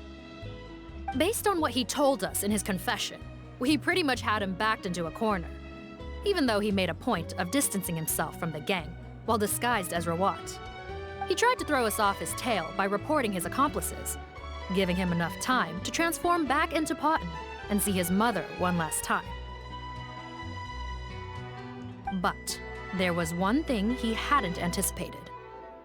Even though Potton had been missing for a long time, we were very much still on the lookout for him.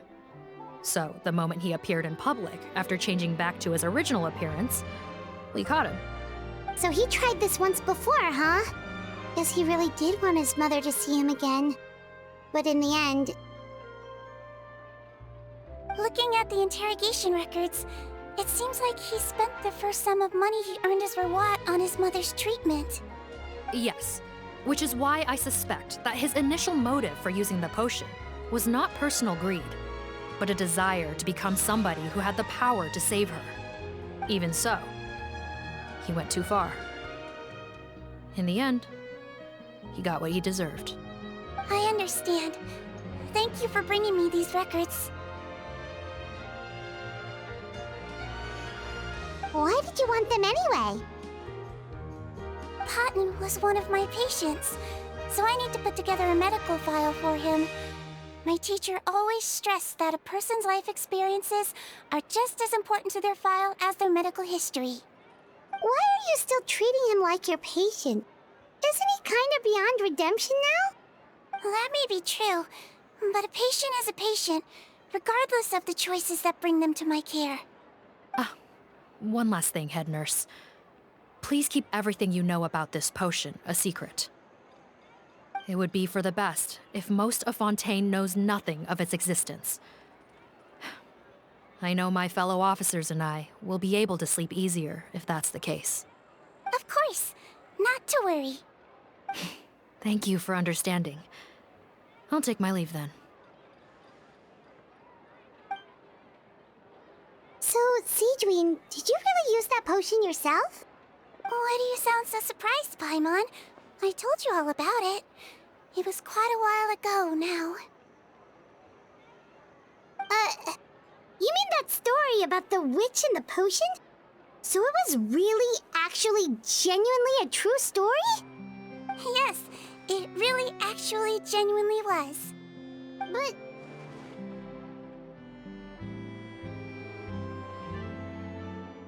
I know. There are some secrets I can't tell anyone about. But considering everything we've been through together, I know I can trust you with them. Before I tell you, though, could you follow me somewhere? I want to pay my respects to an old friend. Of course!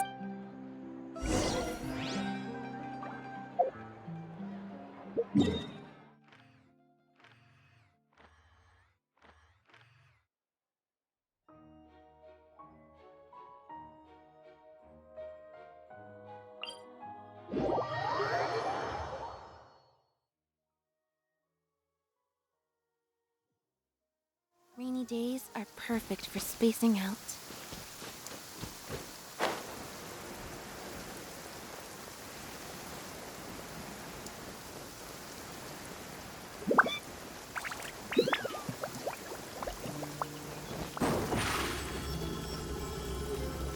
Surprise!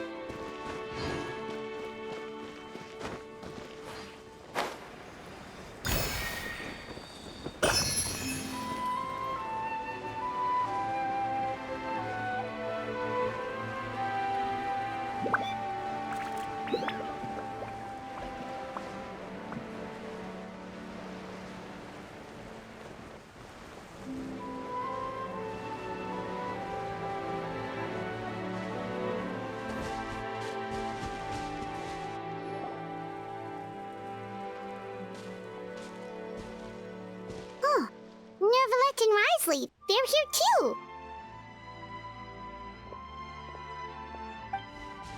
Good to see you, Traveler.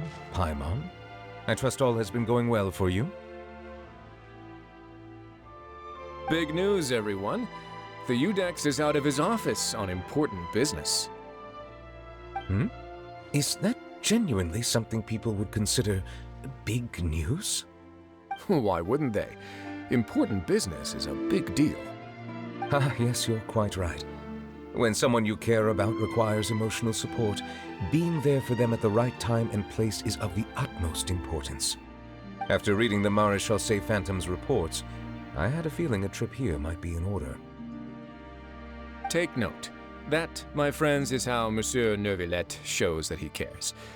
We're both here for the same purpose, actually, to accompany Sigewinne as she pays her respects to her late teacher. So the old friend she mentioned was her teacher then? The witch?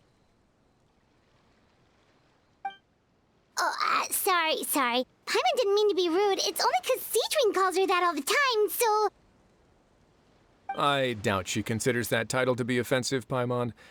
Don't worry. Indeed. In fact, I believe Sigewinne would take it as a sign of affection. She has spoken of this doctor on many occasions, and it sounds like she was a truly generous individual. In those days, many people harbored prejudices against Melusines. She was the only teacher willing to take Sigewinne on as a student. Wow. It's really nice of you two to be here for Sigewinne. Guess you guys really look out for your younger colleagues, huh? Younger colleague? Well, that might be true for the Udex, but I'm not sure I can say the same. Sigewinne served a sentence in the fortress of Meripede hundreds of years ago, and after she did her time, she decided to stick around. She's been an integral part of our administration ever since. Strictly speaking, the head nurse has been around longer than most people in the fortress, myself included. Pretty sure that makes me the younger colleague. She served a sentence?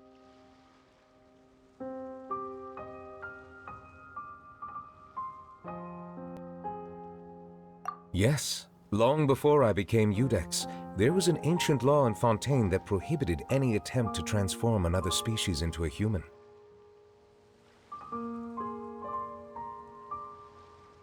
Initially, I and most researchers believed this law to have been imposed due to ethical concerns. But now, it seems more likely that the law was nothing more than an insurance policy, a way for Egeria to ensure that her people would remain insulated from the truth, thus enabling them to lead more straightforward, happier lives. Ignorance is bliss, as they say.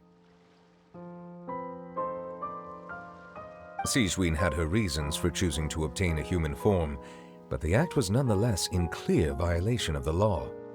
Could you tell us a little bit more about what happened back then? Certainly. Sigewinne does not object to her close friends learning about her history. In fact, I first learned of it myself because she confessed the truth to me of her own volition.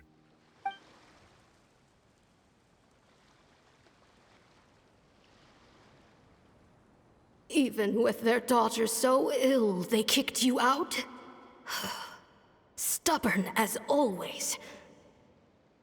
And prejudice isn't a disease I can cure either.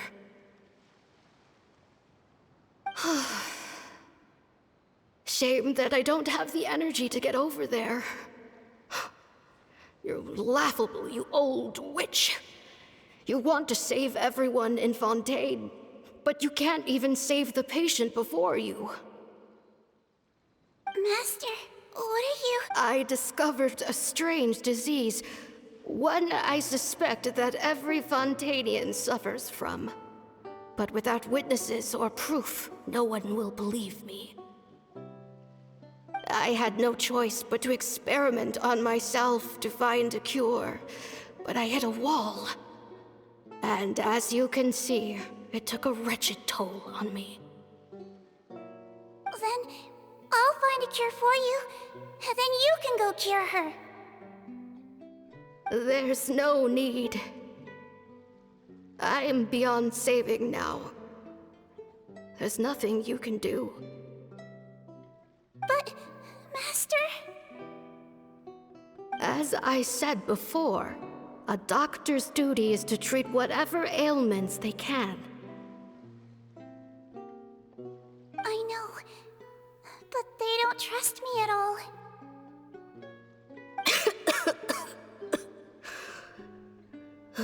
That girl. She's your first ever patient, isn't she? Tell me, what cost are you willing to bear to see her cured? I'll do whatever it takes. Even if it means breaking the law and being punished for it? As long as I don't hurt anyone. Yes.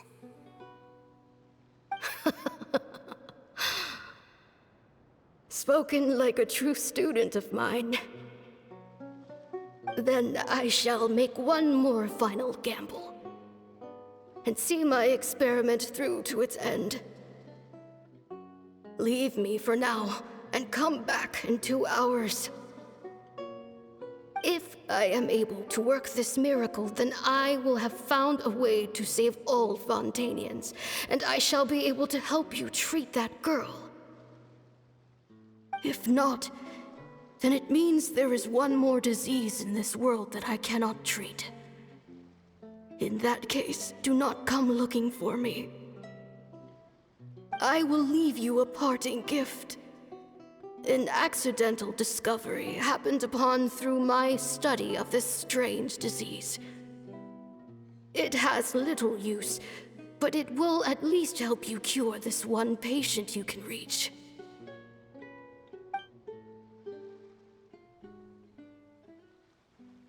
When Sigewinne returned, the miracle had not occurred. She found a potion bottle and a note on the table. After using the potion as instructed, she gained her current form, breaking Fontaine's law in the process. And after I had confirmed the veracity of the events, I gave my verdict. So that's what happened. I fear Sigewinne only understood the full story after the truth about the dissolution of Fontanians was uncovered. When I reflected on all this with that knowledge in hand, I felt a deep sense of regret.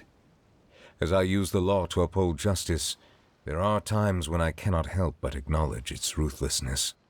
After the final details of the events surrounding Sigewinne's transformation came to light, I checked several sources and, thankfully, the legal code does not require Sigewinne to shoulder any additional punishment.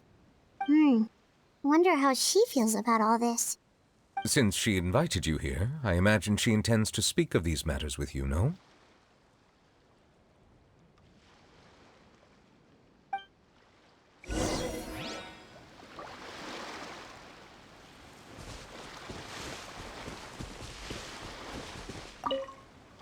On behalf of the Maréchaussée Phantom, I would like to once again— Our head nurse and the traveler in Paimon did most— Sigewinne seems to be in good spirits. Well, she might be the only permanent medical staff in the fortress, but there's plenty— I am most relieved.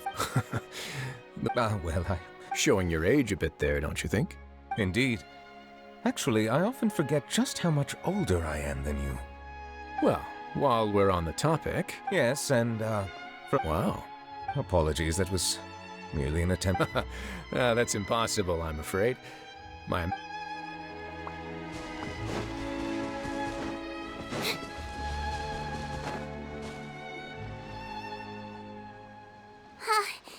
You're here. The old friend I mentioned was my teacher. When she passed, her body was nowhere to be found. All that's left of her is an empty tomb. And even that's deep underwater now. Sigewinne, the witch who gave you the magic potion, she was your teacher, wasn't she? Sounds like Monsieur Neuvillette filled you in. After learning the truth, it must have been hard to process, huh? Well, to be honest, after I realized what really happened that night, my first thought was that it kind of made sense. It seemed exactly like the sort of thing she would do. But she was planning to sacrifice herself and never told you. That's just who she was. If lying is what it took to get a kid to take their medicine, then that's what she'd do. All right, but why did you turn yourself in? I broke the law, simple as that.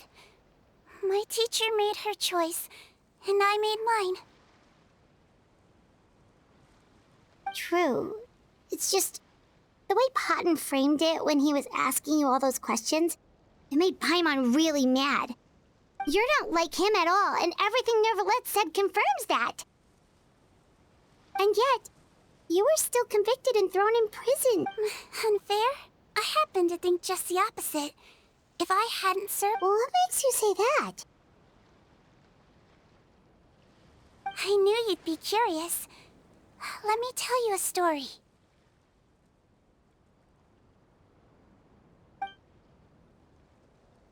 The verdict came down. This Melazine is guilty. The Eudex defended the authority of Fontaine law, but he did not confiscate the Melazine's medical kit. And so, the Fortress of Meripede gained a new little doctor. She still wore her hood and raincoat, even though it never rained in the fortress. Perhaps thanks to her human appearance, no one refused her treatment. She treated more and more patients, and her sentence grew ever shorter. Finally, the people of the fortress could not live without her, and though her sentence ended, she did not leave them either.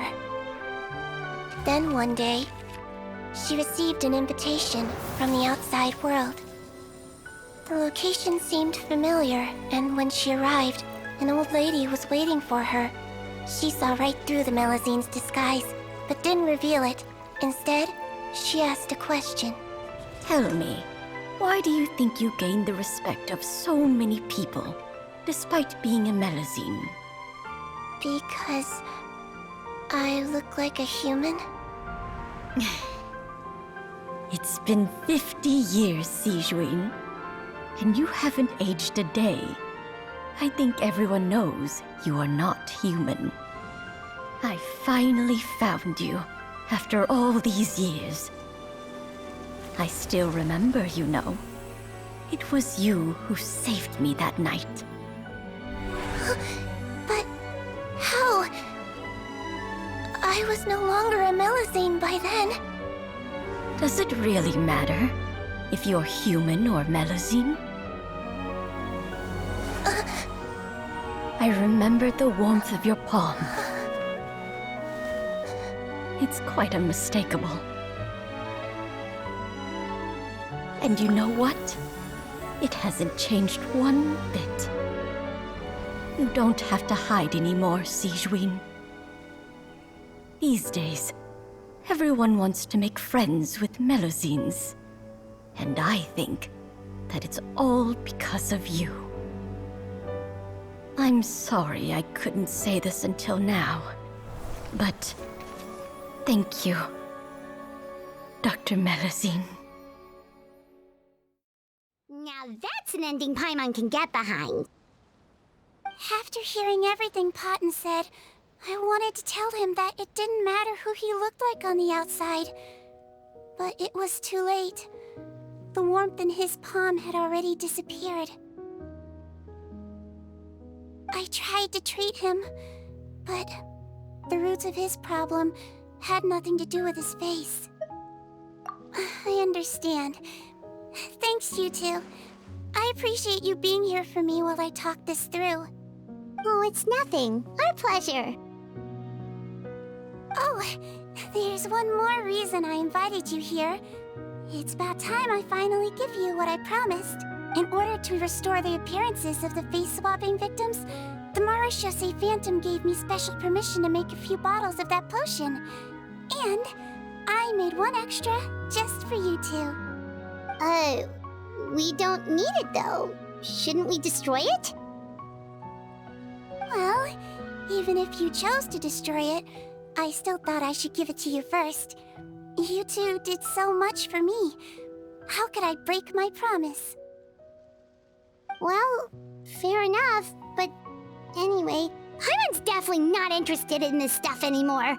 Still, if this is the very last bottle in all of Teyvat, getting rid of Melazine physiology wasn't affected by the Great Flood, right? So that means the potion should have a permanent effect on you. And that, after all, from a Melazine point of view, Paimon, after everything, do you really think... What was Paimon thinking? You made up your mind a long time. Leave it to me.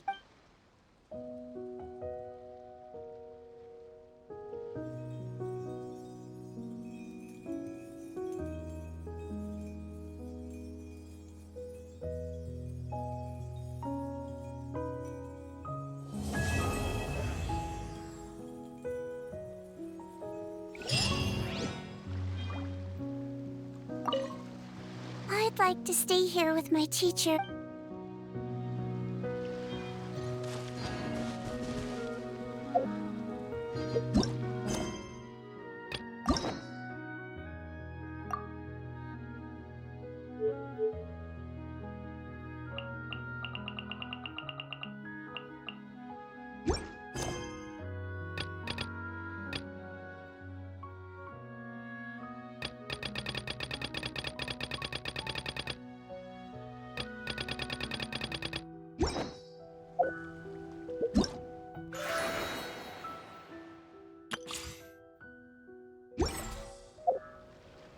venturing.